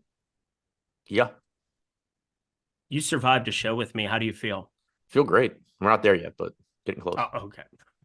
Let's muck it up here in the last 3 minutes. We have the Clippers. We have them hosting Portland here in this spot. 220.5 total. Low total, but Portland, we're waiting on news. Again, Ayton's been out here for a number of these spots. Malcolm Brogdon ended up out here as well. He hasn't played now since the 6th after playing 12 minutes of useless basketball and allowing Shaedon Sharpe to run the entire show. But tags have started to come down for everybody besides Anthony Simons. And I get it, 0.4% Anthony Simons. This would be the team that if the slate started right now and everybody was in, I would have 0 of. But what do we do if Ayton and Brogdon end up being out? Because I don't know. This is the last game of the slate here, or the last 2 games of the slate here, and we have very little that people are getting to. Is there any kind of a late night hammer you can work out from Portland in the event Ayton and Brogdon are out? I mean, if Ayton's out, then you're probably getting the Reith start at 4,600, which would give you another decent center in that range. But I don't think it's like a good enough option that I'm doing anything to save lineup spots for it. If we get that news in time, obviously I'll late swap, but he'd look okay. Simon certainly would look better if Brogdon is out. So would Sharpe, but those prices have come up to where they're tough to get to one way or the other. So I'm not getting any Portland right now. If we do get guys ruled out, they will look a little bit better, and I will do what I can to late swap to some of those guys. But I don't think that there's anything that looks like a clear, this is like the best play on the slate if news breaks my way type thing. So I'm not looking to do anything strategy wise here. All right. And to round it out, Kawhi Leonard, he's 8,100, which finally paid off on a slate. Let's see, what was that? I know it was like Friday. I didn't get to play nearly as much as I would have liked to. And of course, that was the game Kawhi Leonard at 8K goes completely ballistic and puts up a nearly 60 spot against Utah. Thanks, Kawhi. Appreciate you. Anyway, I'm going to play some of him. How about you? Yeah, I'm not getting a lot here. 3% Kawhi, 4% Harden, 2% George, 2% Powell. I wouldn't mind getting more. They're all perfectly fine, but I think just kind of correctly priced. You're talking about around 1.1 fantasy points per minute from most of these guys, with all 3 of Harden, George, and Kawhi playing. We've seen George take on the highest usage rate, but he's also the most expensive of the 3. So just kind of, last guy in type pieces for me that I'm happy to have where I can get them. So much news is going to be breaking in the next hour. You got to stick around here for Live Before Lock, my friends. It's going to be awesome. And then don't go anywhere after that, because you have an opportunity, my friends, to check out NFL Live Before Lock on a doubleheader. It's going to be an awesome night here. I know I got lineups to make. I know my buddy Adam over here, my guy, he's got lineups to make. It's going to be fun and entertaining. Go follow him at ShipMyMoneyTFS. Thank you, Mike Lawrence. Amazing job. But Adam, any final words for the people as we get out of here? Good luck. Don't forget to pay attention to news. Like you said, probably a late swapping night. Is that Mike posting his face as Joey Exotic? I have no exotic play of the night. This bit has been overran. But anyway, we're going to get ourselves the heck up out of here. Live Before Lock coming up right now.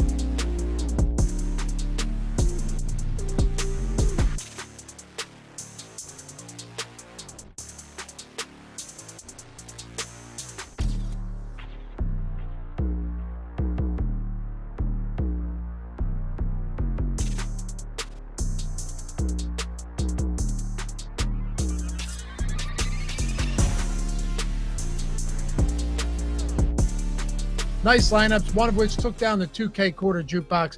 Appreciate all you guys putting these in, and congrats to everybody. You've now been inducted in the Hall of Fame. Welcome back if you've been here before. Go collect those free subs. Download the avatar if you don't have it. Use it wherever it is you play. We'll see you back here next week with some more winners.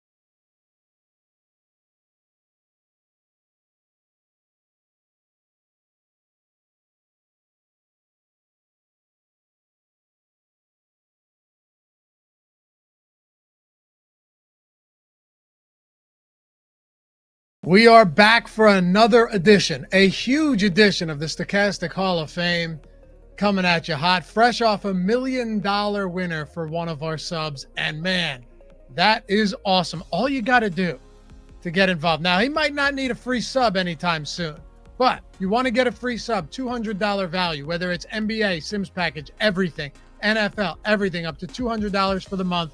All you got to do, and to get inducted right here in the Stochastic Hall of Fame every single week, download the Stochastic profile picture at stochastic.com/avatar and tweet your wins to us at StochasticHOF.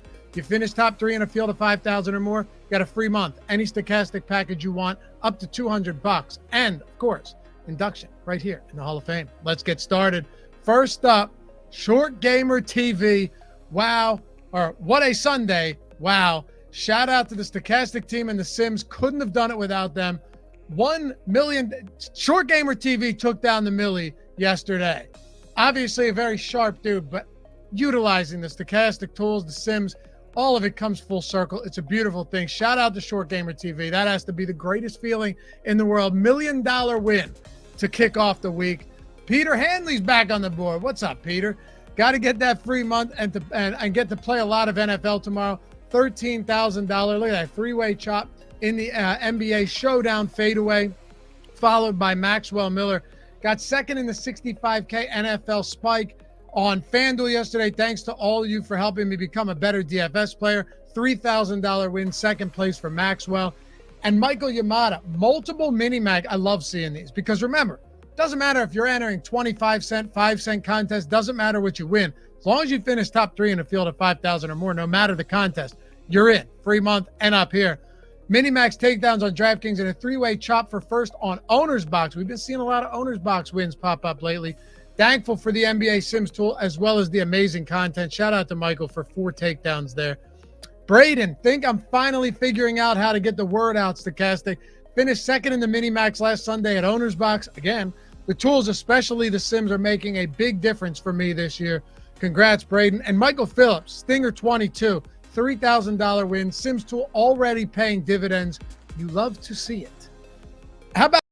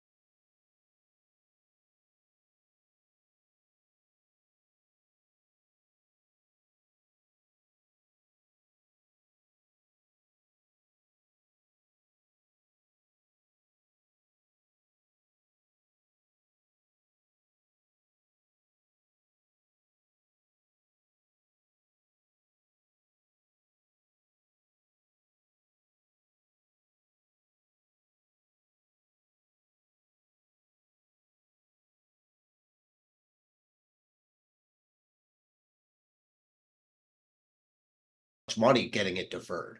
Yeah, exactly. But then also there's a bigger, tax hit for the Dodgers if they pay it up front. So like it's great for the Dodgers, yes, obviously. But I can't remember seeing a contract that's this bizarrely laid out. To me, it's just weird because he had no shortage of offers. You know what I mean? Like, I'm sure that he could get a team not to defer money. So I agree. It's bizarre.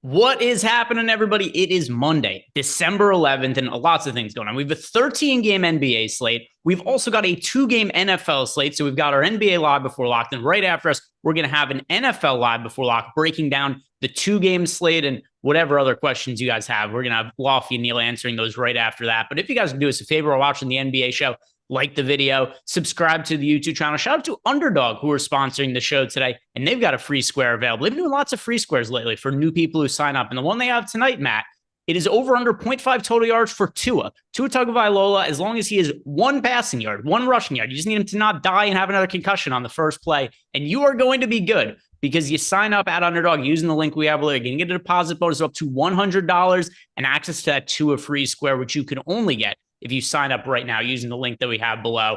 So Tua, whose name, I don't know if Underdog has realized, keep this on the screen for a second, Mike. That is not how he spells his last name. Have you noticed that, Matt? I have not noticed, but let me see. It's not even close. It's just hard for me to even see the screen, to be honest. Yeah, they've spelled his name incorrectly. This is Tagovailoa. That is absolutely not how his last name is spelled. But all that aside, if you sign up at Underdog, you're going to get access to this Tua. They got the Tua part right.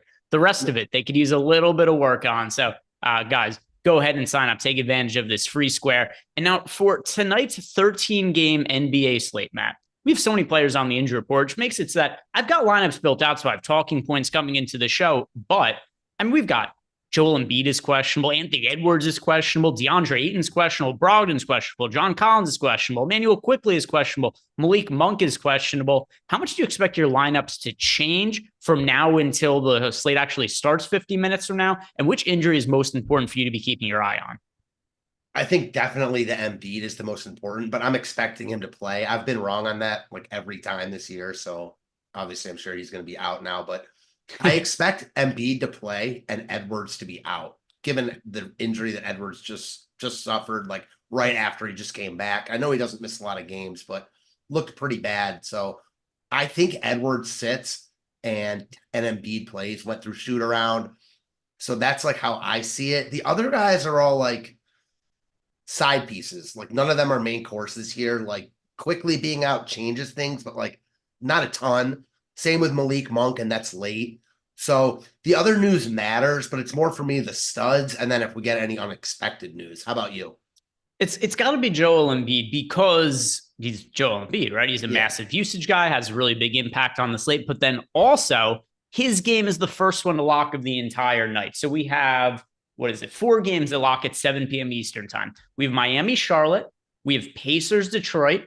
We've got Cleveland, Orlando, and Washington, Philadelphia. So we've got Philly, who is a 13-point favorite today, which, by the way, I also hope Joel Embiid sits because at the time yesterday, we got the word, they're like, hey, he's a little bit uncertain to play. My assumption at the time was that Joel Embiid would not play today. That was the feeling I had yesterday. So I did bet the Wizards, not that it would be the end of the world, but I bet them plus 12.5 for today, thinking Joel Embiid wouldn't end up playing. The line went down to 10.5. I thought I had great value. And as he hasn't gotten ruled out and the game has gotten closer, it's gone back to only up to 13 points Philly is favored by.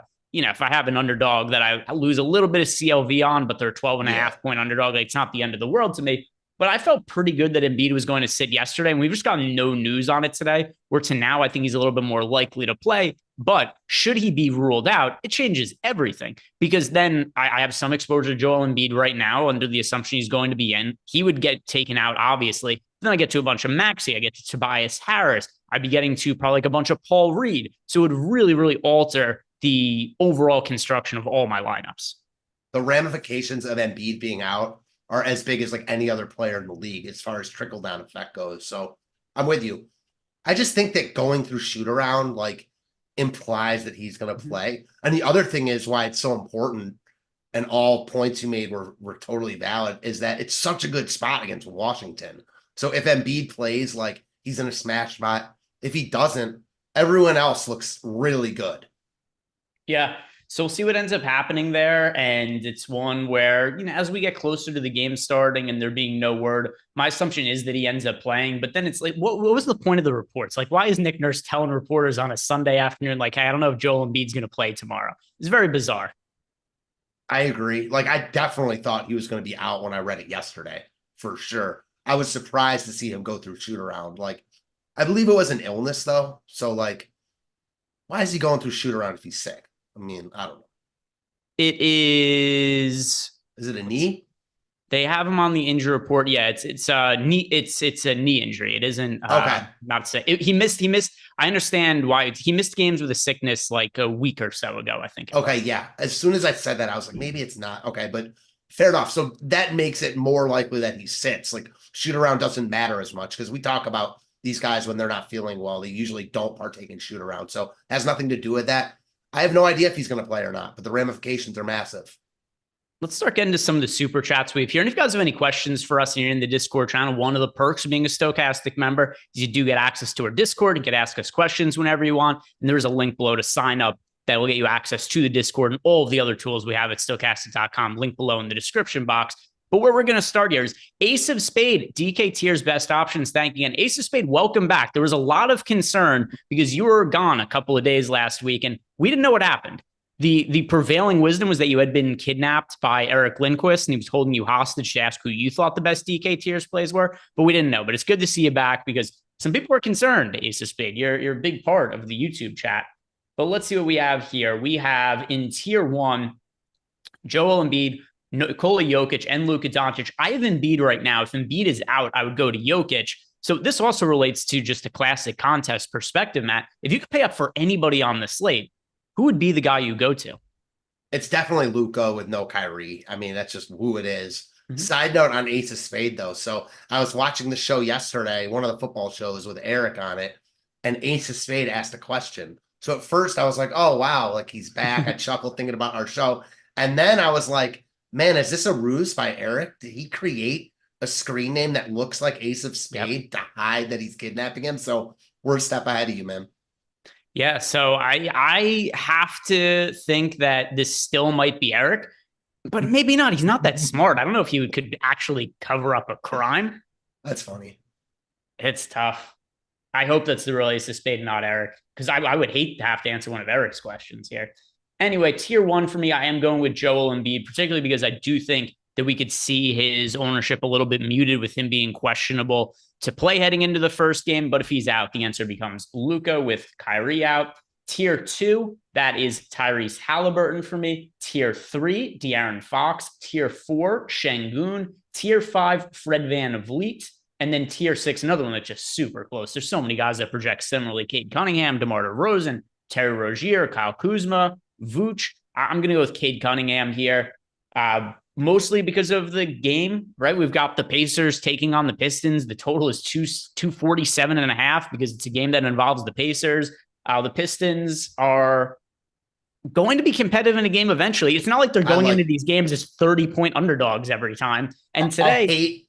Go ahead. I'll say when you're done. The spread is only 7 points. So I know that we've seen all these games lately where the Pistons are just getting absolutely smashed and the starters don't play in the fourth quarter. But they're only 7-point underdogs. They're going to be competitive in some of these games coming up here. And it is a game, particularly on the Pistons side, I'm getting some exposure to. Not that I feel the best about it because who knows what the rotations are going to look like, but it's hard to deny that there's upside in guys like Killian Hayes, Cade Cunningham, Jaden Ivey in a matchup against the Pacers. It's going to be so incredibly high paced. Man, I hate saying this. I love the Pistons tonight from a betting perspective. Like, I don't know if I can say love because it's the Pistons and they're awful, but I don't think you could have a better spot.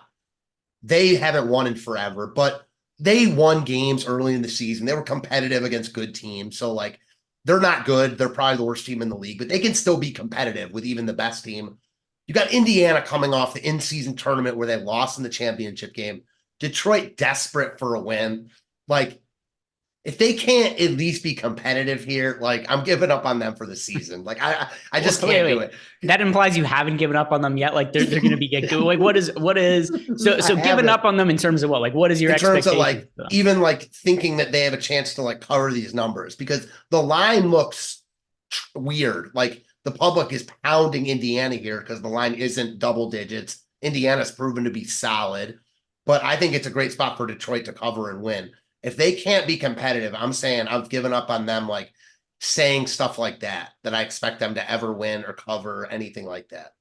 I brought this up before. I'm rooting for history. They have lost 19 games in a row. Bring on the longest. I want to see the longest losing streak ever. I want to see the most losses in a season ever. I want to see this team just totally bottom out because it's hilarious. It's a kind of failure that I would find to be very interesting. So I'm rooting against them most nights. And I mean, they're 7-point underdogs at home. There's very, very few teams that should be 7-point underdogs at home, unless you're playing like, you're one of the worst teams in the league with which the Pistons are. They would have to be playing one of the best teams for this to be like a warranted spread. So I don't disagree with you either. And it's not even like you're picking them to win outright. It's just, can they lose by like 7 or less points? Yeah, exactly. Like, come on, one time, Detroit.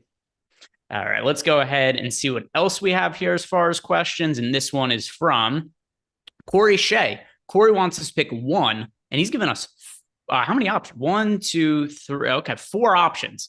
We have to pick between one of these guys, Matt. Terry Rozier, Fred VanVleet, Scotty Barnes. Also, almost all these names are spelled wrong. Or Cade Cunningham. Pick one of these 4. Which one are you going to go with? I figured the last one was going to be Cade, and it's Cade Cunningham for me. Love the spot against Indiana. He's too cheap at 8,200. He has a chance to, like, I don't want to say break the slate, but be a guy you need at that price. I think his floor is like solid here with really high upside. At his price, he might be my favorite play on the slate. So I'm certainly going with him in that question. How about you? Yeah, I'm going to go with Cade as well. And, Scotty Barnes, a few $100s more expensive, but so maybe if salary is like zero issue for you, then I could say, all right, maybe Scotty Barnes over Cade, but Cade's one of those guys I have the most exposure to, and that is going to be my answer. Cade Cunningham. Go with Cade there. I'm with you. I get double-digit exposure to Cade. We have a project for 9.9% ownership. And some news that just came out, by the way, Chris Middleton is out. We've got Reggie Bullock out, and then we've also got Tari Eason is in. But let's hit on Chris Middleton because he was not even on the injury report. So what is he out because of? He is out. What was that designation? It is nothing, just ruled out. We didn't find out. We didn't find out if he's ill, if it's something else. But yeah, wasn't on the injury report. Now he's not going to be playing. What's the impact of Middleton being out? Do we have Giannis as another pay-up option now that we have to consider as part of the mix? I think he was already in the mix to be considered. Not a guy that was a priority at all. Only a 4.5% chance to be optimal. It's still hard to get there. Just like given the context of the slate, he looks better. I think everyone on Milwaukee looks better. It's a good spot against Chicago. But with Dame, it's not like last year where if Middleton was out, everyone gets such a big boost because now he's the clear third wheel. So you've got Dame, Giannis, and everyone else. It boosts everyone, including Dame and Giannis. But on this slate, I struggle to say they're like priorities. How about you? Going ahead and looking at, because this is not a team I thought a whole bunch about, right? Because you got Giannis, who's expensive, but we've got Embiid on the high end. We've got Luka on the high end. So I haven't really considered Giannis all that much. And I still have to consider both Joel Embiid and Luka Doncic higher priorities than Giannis. Damian Lillard also gets a little bit of a bump, but he's also fairly expensive on FanDuel and DraftKings when I'm preferring some other guys to get to. The question now becomes, what are we looking at this bottom range, if anything? Like, does Beauchamp come into play? Does AJ Green come into play? Because these are players that would allow us to access the top end a little bit more regularly. So I'm curious to see what our ownership projections end up looking like when they get updated. But, Chris Middleton is not somebody who's been playing massive minutes as of late. We saw him get up to 30 minutes last game for the first time all year, but games for that 26, 25, 27, 23 minutes. So it's not like we're filling 36 or 38 minutes or anything like that. And the guy that does step into the starting lineup here is still going to be splitting usage with guys like Giannis and like Damian Lillard. So maybe if Beauchamp moves into the starting lineup, he's like a low priority value option. But I don't think there's anybody I look at who'd be like, oh, this is the guy who I need to play for cheap because Chris Middleton's out. Same. The only case that I can make is getting a lot of ownership to the cheap value centers. So like the expensive centers aren't going to get a ton of love. Going back to your Embiid point, like that's also going to cut into his ownership. So like if you wanted to take a flyer on some of that cheap value and then go expensive centers, I've seen crazier things take down tournaments. There's nothing I can say that I like right now from there, but like, all of a sudden, like that's where like if Quickly's out and Monk is out, then you do have like a variety of guys to choose from where I think it makes sense. Yeah, and when we have an ownership and projections update, we'll circle back on that to see if maybe there's something we're projecting really well from the Bucks that you and I might have missed while we're having this back and forth here. We've got a super chat here from RADM, and RADM wants to know, can you rate this lineup? All right. He says it fits the 7-player salary where he plays. It is Sharp, Love, Jokic, Richards, Embiid, Exum, and Bane. It's all right. So Sharp. So I'll say this about Shaedon Sharp. Whether I'd want to roster him or not, and I don't know the scoring of the site you're talking about, or like what Salary. the other potential options you have, or anything like that. Or anything. I am missing a little bit of information here, but just doing the best I can with what we have. I don't really like Shaedon Sharp unless we get both Brogdon and Ayton out. Like if Brogdon and Ayton play, I don't really have that much interest in Shaedon Sharp. So RADM, that's one part of this that I would say. As far as Jokic goes, you have Jokic and Embiid in the line. By the way, what is the salary cap on this? Yeah. Like he's got Shaedon Sharp, Nikola Jokic, Joel Embiid, Desmond Bane in this lineup. That's what I'm saying. We literally know nothing except like the 7 players he just put in front of us. We don't know the scoring. We don't know the salary. We don't know. Literally, like it's hard to rate a lineup like that. Yeah, I'm trying though. I will say that if you had to move some stuff around from your lineup, I don't really think this is a slate where you need to be playing Shaedon Sharp, depending on what ends up happening with the other news on the slate. And then as for Nick Richards, like I don't know how aggressively he's been priced up on this site that you play either. Like he's $4,600 on DK, which makes him a good option, but like not the same as he was a couple of days ago. I would say the one that I want to know the most is Shaedon Sharp. Yeah, same. Although Shaedon Sharp could be min price on that site. Like we just have no idea because I don't understand how he's fitting all those guys anyways, but your assessment's correct. Like I have no interest in Sharp pretty much regardless, but if those guys are in, especially Brogdon, no thanks. I think you can probably find a pivot elsewhere. I'm with you. And we've got a couple other super chats that have come in here. This one is from Braden Baum. Braden wants to know, is Isaiah Stewart playable without Duren and Bagley? Isaiah Stewart. He projects better. He's super expensive though. We've got Isaiah Stewart is $5,700 on DraftKings. Isaiah Stewart on FanDuel is $5,300, which is slightly more playable price point with power forward and center eligibility. So he certainly looks better, but it's a 13-game slate with him being priced up. There's other spots I prefer to go to. I'm not getting to Isaiah Stewart. Same. Collins out. Oh, John Collins out. So John Collins, he is dealing with an illness. He was questionable to play. Now he is not going to be out there. Let's go ahead and look at the Utah Jazz, Matt.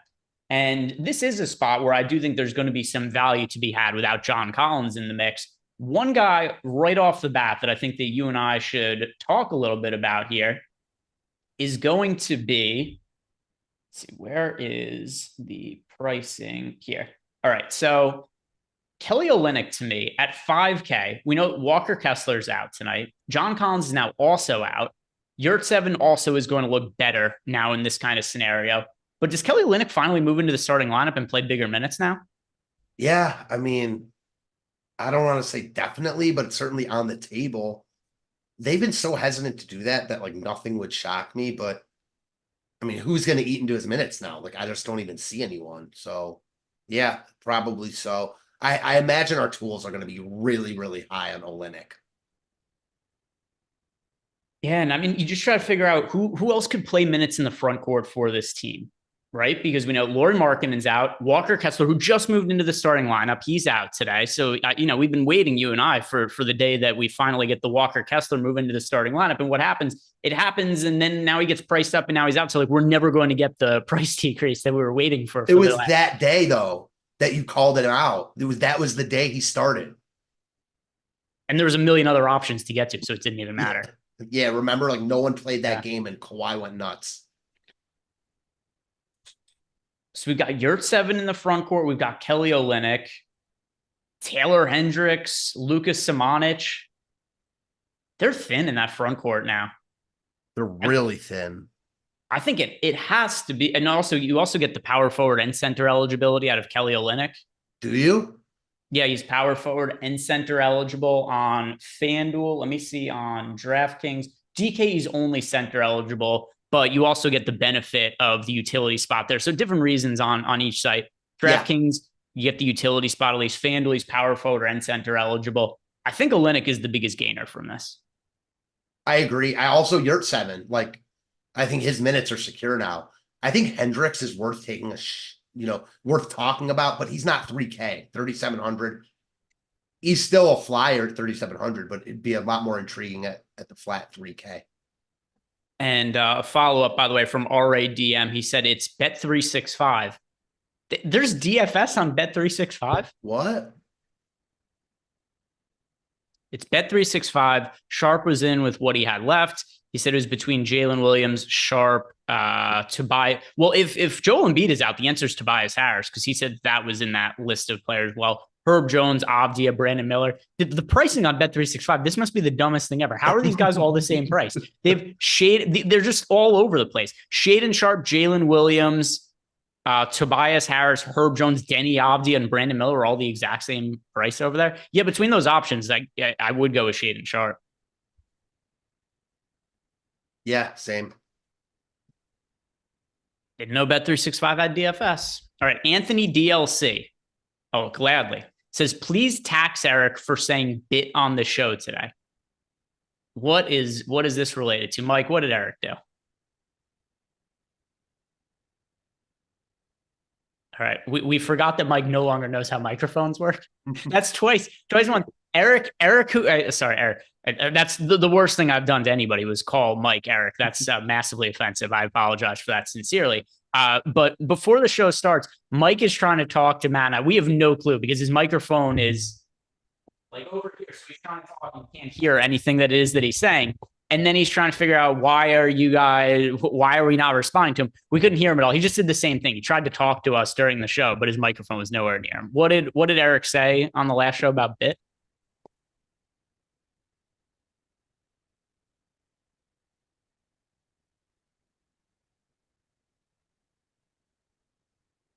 It's a bit.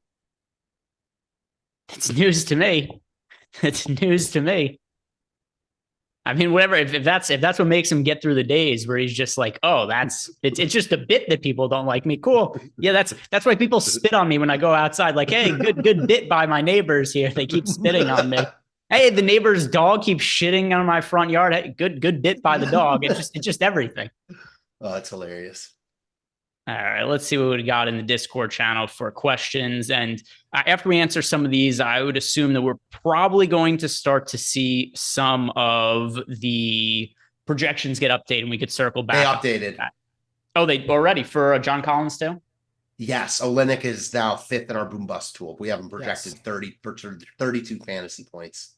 All right, so I am going to start pulling up some of the questions in the Discord, but also, Mike, if you wouldn't mind, let's get the projections on screen. First, I want you to just look at the Utah Jazz. And we'll look at which players are projecting well. And we'll also look at what their salaries are. And yeah, you'll see Kelly Olynyk, not to our surprise, this is kind of what I thought was going to end up happening here, projecting extremely well. We've got Kelly Olynyk projecting for north of 30 fantasy points at $4,900 on DraftKings. A little bit of an increase in projection for Jordan Clarkson, but he's so expensive that it isn't going to matter all that much. Yurtseven also projects fairly well, but that's kind of it, right? These are the two guys we're looking at here, Kelly Olynyk and Omer Yurtseven. Is that also what kind of stands out to you as you look at our projection updates here, Matt? Yeah, definitely. And it's just so tough on this slate now. Like, Olynyk and Yurtseven look good, but so do Richards, Muscala to a certain effect, and Hartenstein. So now you have 5 guys, like all within 4 guys, all within like $500 of each other that are wildly in play. And exotic. And yeah, and a very I mean, it's Utah. The Utah Jazz only have exotic players. It's part of how they and Muscala build their team there. So yeah, Mike Muscala as well. Here's something else. Oh, by the way, Joel Embiid will play today. So that is not something that we're going to have to adjust for or take anything out of our projections. And now I'm looking at the Milwaukee Bucks. And Milwaukee, we do have Bobby Portis. We gave him a few more minutes, so he looks better. But none of the other cheap guys really projecting well from the Bucks. It's not like Beauchamp we have in for 23 minutes. That has him the fantasy point projection of 14. Andre Jackson gave him a few minutes, but he's only at 7 fantasy points. So nothing really of consequence from the Bucks other than, Bobby Portis maybe being worth some tournament flyer plays. But looking through the other questions that I want to get back to, do you have anything else you want to add, Matt? No. All right. Where did this go? I was talking the other day how much I loved the updates to Slack, and now I'm finding it hard to read my notifications. Here we go. All right. Got them here. Justin, Just Locks, been swamped with college papers all day. Who is one player for FanDuel GPP single entry that is a must play? I would say Kelly Olynyk now. For FanDuel single entry, that's a must play. I can't say Olynyk with those other guys right there. I'm going to say Luka. Yeah, I'm going to say Luka personally. And now with cheap guys all over. I think that's two guys on different ends of the spectrum that I think are both really strong options. Luka on the high end, and Olynyk's one of my favorite value options to get to now. DraftKings says, can you talk me off of the 90% Mike Muscala the Sims are throwing at me right now? So he did ask this question a few minutes ago, and I'll say that if you rerun it now, you're going to be getting to less than Muscala just because the other options that have opened up. 100%. I still like Muscala, though, and fair to assume also, Matt, Muscala is somebody who's going to be in some of your lineups? Yeah, definitely. The thing about Muscala is the flat 3K.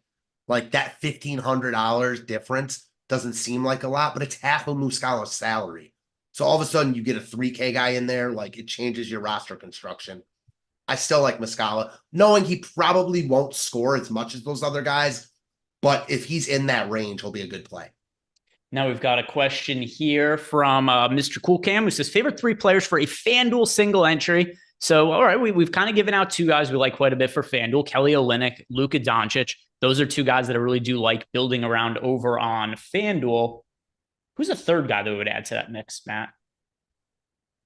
The third guy I'm going to go with, and I guess I'll go kind of mid-tier, is going to be Cade. Under 8K on FanDuel. Give me Cade at point guard or shooting guard, which is nice. I'm going to go to Hartenstein for my answer here. Also power forward and center eligible. Oh, yeah. Good call. Here's a question though. Is Tibbs going to do this dumb shit where he starts Jericho Sims at center again for no reason at all? I wouldn't be surprised. Sometimes these coaches like their guys off the bench. We see it with Orlando and Cole Anthony, like who can never start no matter what. I expect Hartenstein to start, but who knows? We saw that all the time last year, and it would drive me crazy because Jericho Sims has hardly played this year. Hardly played at all. But we saw that last year also. Jericho Sims would be out of the rotation, be a DNP coach's decision, and then Mitchell Robinson would get hurt, and it's like, hey, Jericho Sims has to start and play the bulk of the center minutes. Like, if you think he's good enough to start with Mitchell Robinson, which he's not, he's terrible. Why would he be the guy who, once again, the logic here is, if he is not good enough to play at all under normal circumstances, why is he your starter as soon as Mitchell Robinson is out? It doesn't really make a lot of sense. Makes no sense at all. Either way, though, I think I like Julius Randle a little more than I thought I would coming in.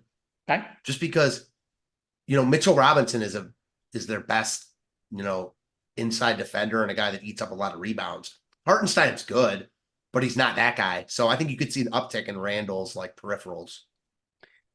Yeah, as far as value goes, it's hard for me to get away from Hartenstein if he does end up starting, just because he is a really good fantasy producer. He's also fairly cheap. It's just right now, my biggest question is, are they actually going to start him? Because we do see just some of the dumbest shit ever that Thibodeau does with his starting lineups. And it's not the biggest deal in the world, right? We have late swap. We could change starting lineups, or we could change our lineups if the Knicks starting lineup changes. The game locks at 7:30 p.m. Eastern time.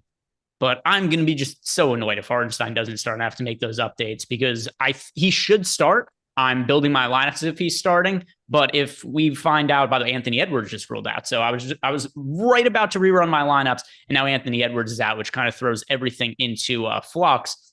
So let's go ahead and talk about the absence of Anthony Edwards. He's been out for a couple of games, so the pricing has kind of adjusted. But is there anything that's a priority to you from the Timberwolves with Edwards out another game due to the hip issue? No, it's only because of what you just said. He had missed a couple games prior to this, so pricing is up.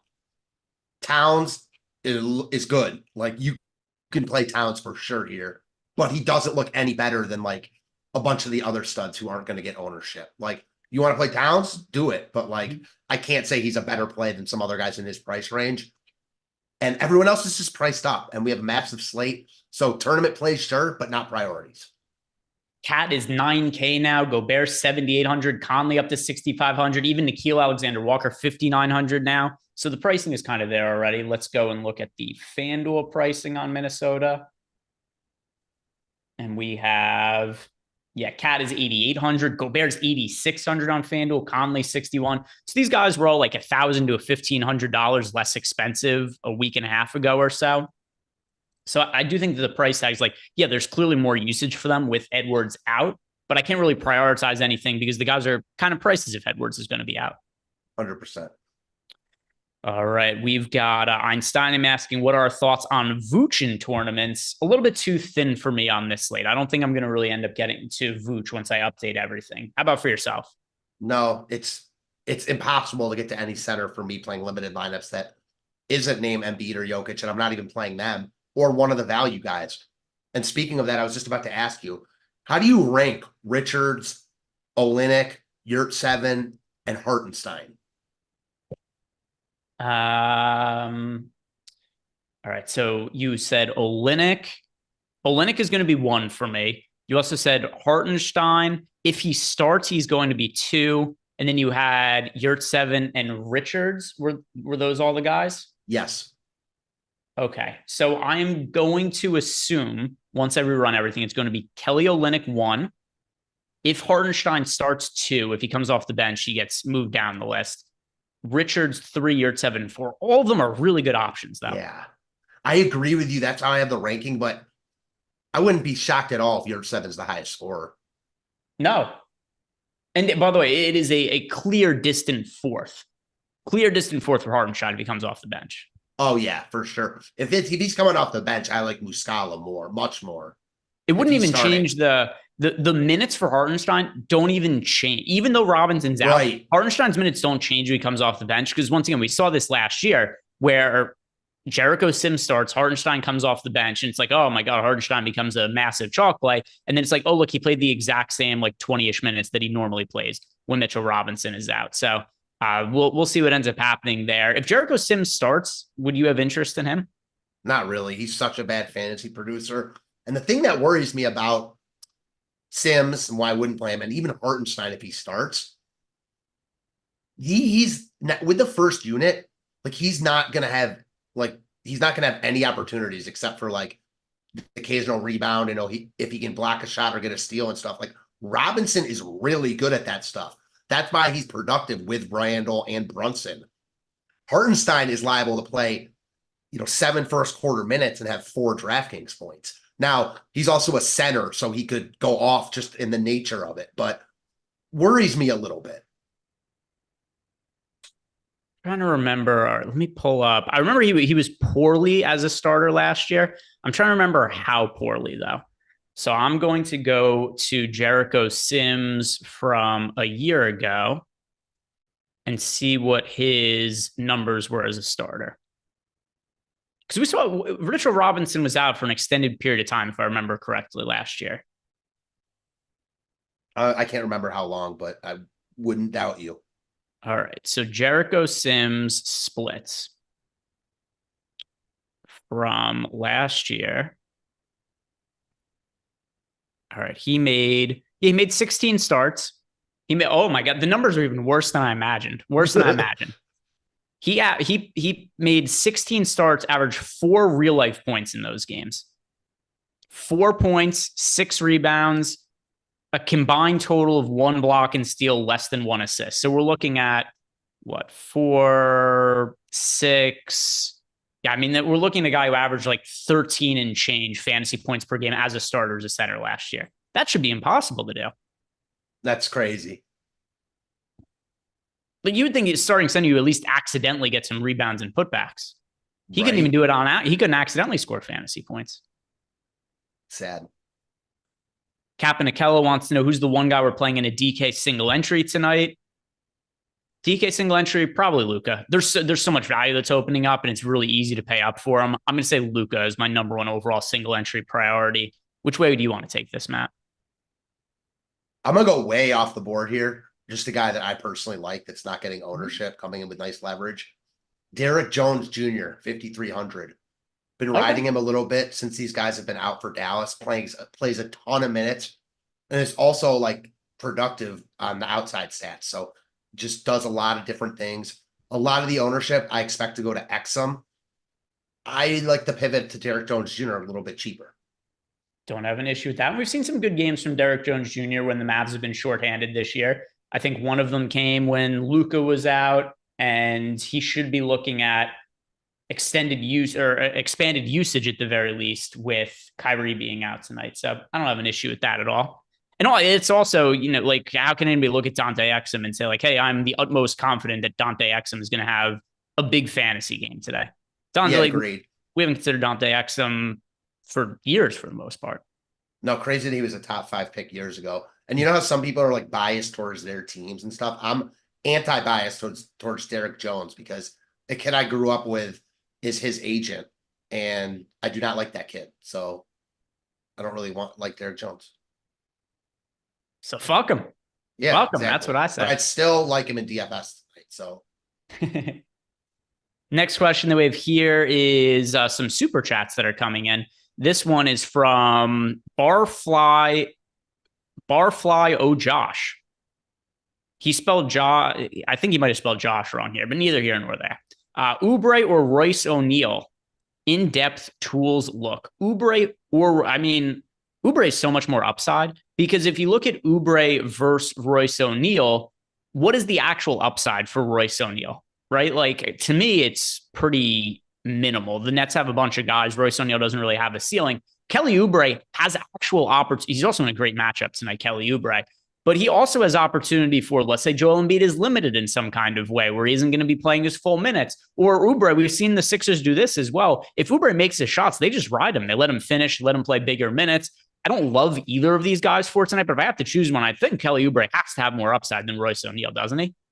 yeah, for sure. I think you're being nice when you say you don't love either of them, because I'm not playing either of them. But between Royce O'Neal and Oubre, give me Oubre. Next question that we have here is from Angelo Frias. He says, rate this lineup: Luka, White, Bane, Hardaway, Bogdanovich, Murray, Gordon, Hartenstein, Muscala. I feel like there's too many people. I feel like I just read off so many names. A 7. I can't even do it. I don't. Well, okay. So there's a lot of individual guys here. Like, I'm not playing Bogdanovich tonight. Same. It's like there's so many players on an NBA slate to play. It's like that lineup could win 100K tonight. Probably not, but almost any lineup you send probably won't. So I don't know. It depends on the tournament and stuff for me. I'll let you handle it. So many of the people he asked us about here are players, but it's like Gordon. There's multiple Gordons. There's multiple Murrays. There's multiple Bogdanov. There's multiple Bogdana. So that also makes it hard. I honestly don't know which player he's talking about in some of these. I really want to answer your question, Angelo, but I can't for some of it.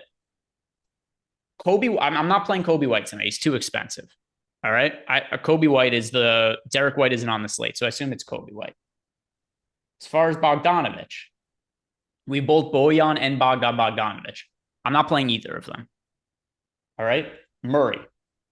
I honestly do not know whether he's talking about Keegan Murray, DeJounte Murray, or Jamal Murray.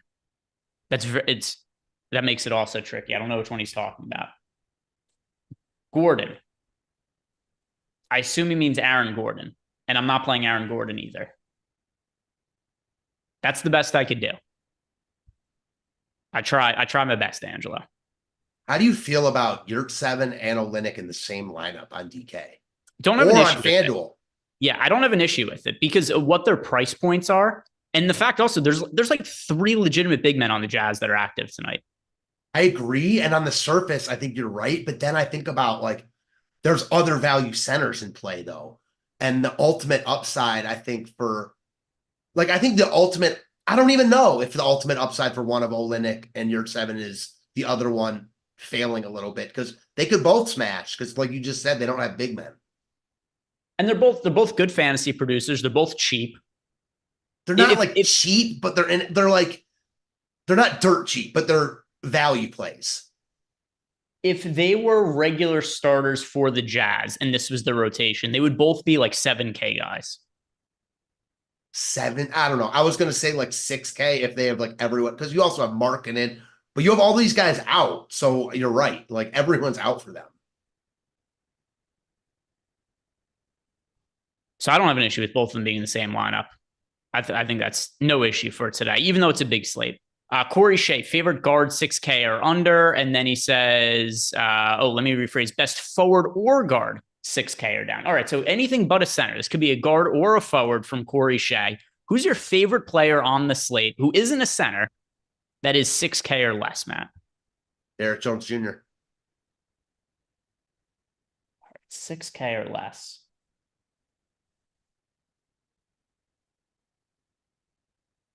$6K or less. I know the first player I'm going to end up landing on here is going to end up being a center. By the way, this is a shitty price range. Yeah, for sure. OG Anunoby at 5,900. Like not somebody who I really like, but I don't really like anybody in this like exact range. The mid range is not all that appealing to me today. It's the high end guys, and then it's some of the cheaper guys. I'm 100% with you. The only guy I'm playing in that range is Derek Jones Jr. I'm playing value, those centers, and then upper mid tier like the Cade Cunninghams and Luka. Let's see what else we have. Next question is from Jake Linlin. Favorite cheap center for FanDuel single entry. He already has Kelly Olynyk and Isaiah Hartenstein in the lineup. So favorite cheap center, but it can't be Kelly Olynyk or Isaiah Hartenstein. In that case, I am going to say it's either going to be Yurt7 at 4,400. Caruso's out. Caruso out. Not going to change anything too much. No, definitely not. What's going to be? Do you have a different? I mean, to me, it's either Nick Richards or Yurt7. Richards is 5,100 on DK, and Yurt7 is 4,400. To me, it's Yurt7. I think it's Yurt7 at those prices. On DK, it's Richard. I think he's a little bit cheaper on FanDuel. It's Yurt7. Next question that we have is from Tim Lee. Wants to know our favorite players position by position. I'm rerunning my lineups right now. And then after I find out who it is that I got to, we'll do like a quick roundup here in like 5 minutes of what I ended up getting the most exposure to. The next question here is from Heflove. DK forward 5,300 and under. Who is your favorite guy for 5,300 and under on DK? That is once again going to be Kelly Olynyk for me. Forward. Never mind. Yeah. It has to be forward. I thought it was just anybody 5,300 under. All right. Forward 5,300 or under. For me, it's going to be the same guy on repeat, Derek Jones Jr. at exactly 5,300. Bobby Portis for me with Chris Middleton out. A little bit of a boost there. I will say one value with Caruso out that I think could be in play is Torrey Craig. He's not good, but he's 4,300. Forward eligibility. He's been playing decent minutes. Like I think you only see him play more here because of that. It's possible. It's just such a big slate that there's other places I'd rather go to. Yeah, fair. Miami High Life, Yurt 7, Olynyk in the same lineup for DKGPP. I have no issues with that. Dancing Elephant, thoughts on Herb Jones as a pivot to Dante Exum? I actually prefer Matt's option of Derek Jones Jr. The reason being is because you're getting actual leverage there, right? One of the ways that Exum fails could certainly be that Derek Jones Jr. just takes more of the shots, plays more minutes. So I prefer getting to Derek Jones Jr. instead of Herb Jones. Going to agree with Matt there. Hayes Stables is asking us, with so much value opening up, who are the best FanDuel must plays, high end and low end? So on the low end, I'm going to go with Kelly Olynyk, Omer Yurtseven, Isaiah Hartenstein. On the high end, that's Luka is my favorite pay up option. Yeah, same. Easy. Clyde, do we think Zion comes out with a turkey leg in his mouth just to piss off Stephen A. Smith? I'm so outside of the loop of what gets talked about on ESPN, what the talking points are, that I have no clue what Stephen A. Smith could have said. Based on the context here, I have to assume that Stephen A. Smith called him fat. But Stephen A. Smith is so out of pocket. I don't watch the shows, but I see the clips. Stephen A. Smith said that the word around New Orleans is that every chef wants to meet Zion because he'll eat the table at every restaurant he's at, or something like that. Like, I don't know. Stephen A. Smith is out of pocket. I'm so far out of line with everything that gets said on those dumb shows that I can't even reference it. There was a point in time where even if I didn't watch it, I would know just based on what comes up on my Twitter timeline. It doesn't even come up on my For You anymore. The Twitter timeline now knows this is not the bullshit I'm looking for and doesn't give it to me anymore. So I can't say. I don't know what he's talking about. I see 50. How much Halliburton are you guys getting to? I'm getting him in some highly projected lineups. Is Halliburton somebody that you are getting to? No, not at all. I don't think I'm going to either. Mostly because why am I going to play Halliburton when I could pay up to Luka and don't really have that much issue doing it? Yeah, same. I much prefer Luka. Luka to me is too cheap with Kyrie out here. So that's how I see it. He should be the most expensive guy on the slate in my mind. And he's not that hard to get to.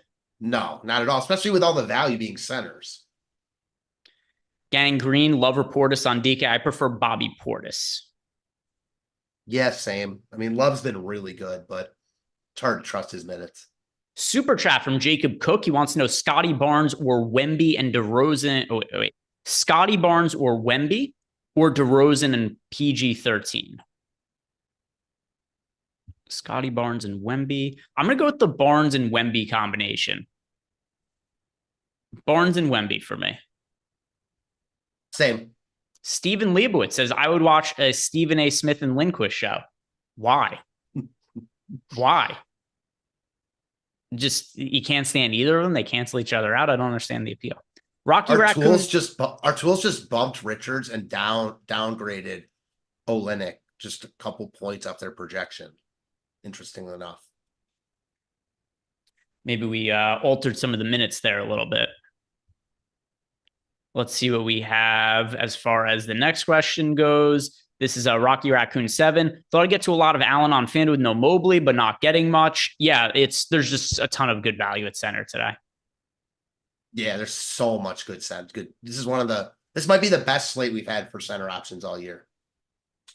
All right, my lineups are done here. So let's go over, Matt, our favorite players at each position, starting with point guard. Who is the point guard that you liked the most overall today? Luka. It is Luka for me as well. Shooting guard. Who is the shooting guard that you like the most today? Cade.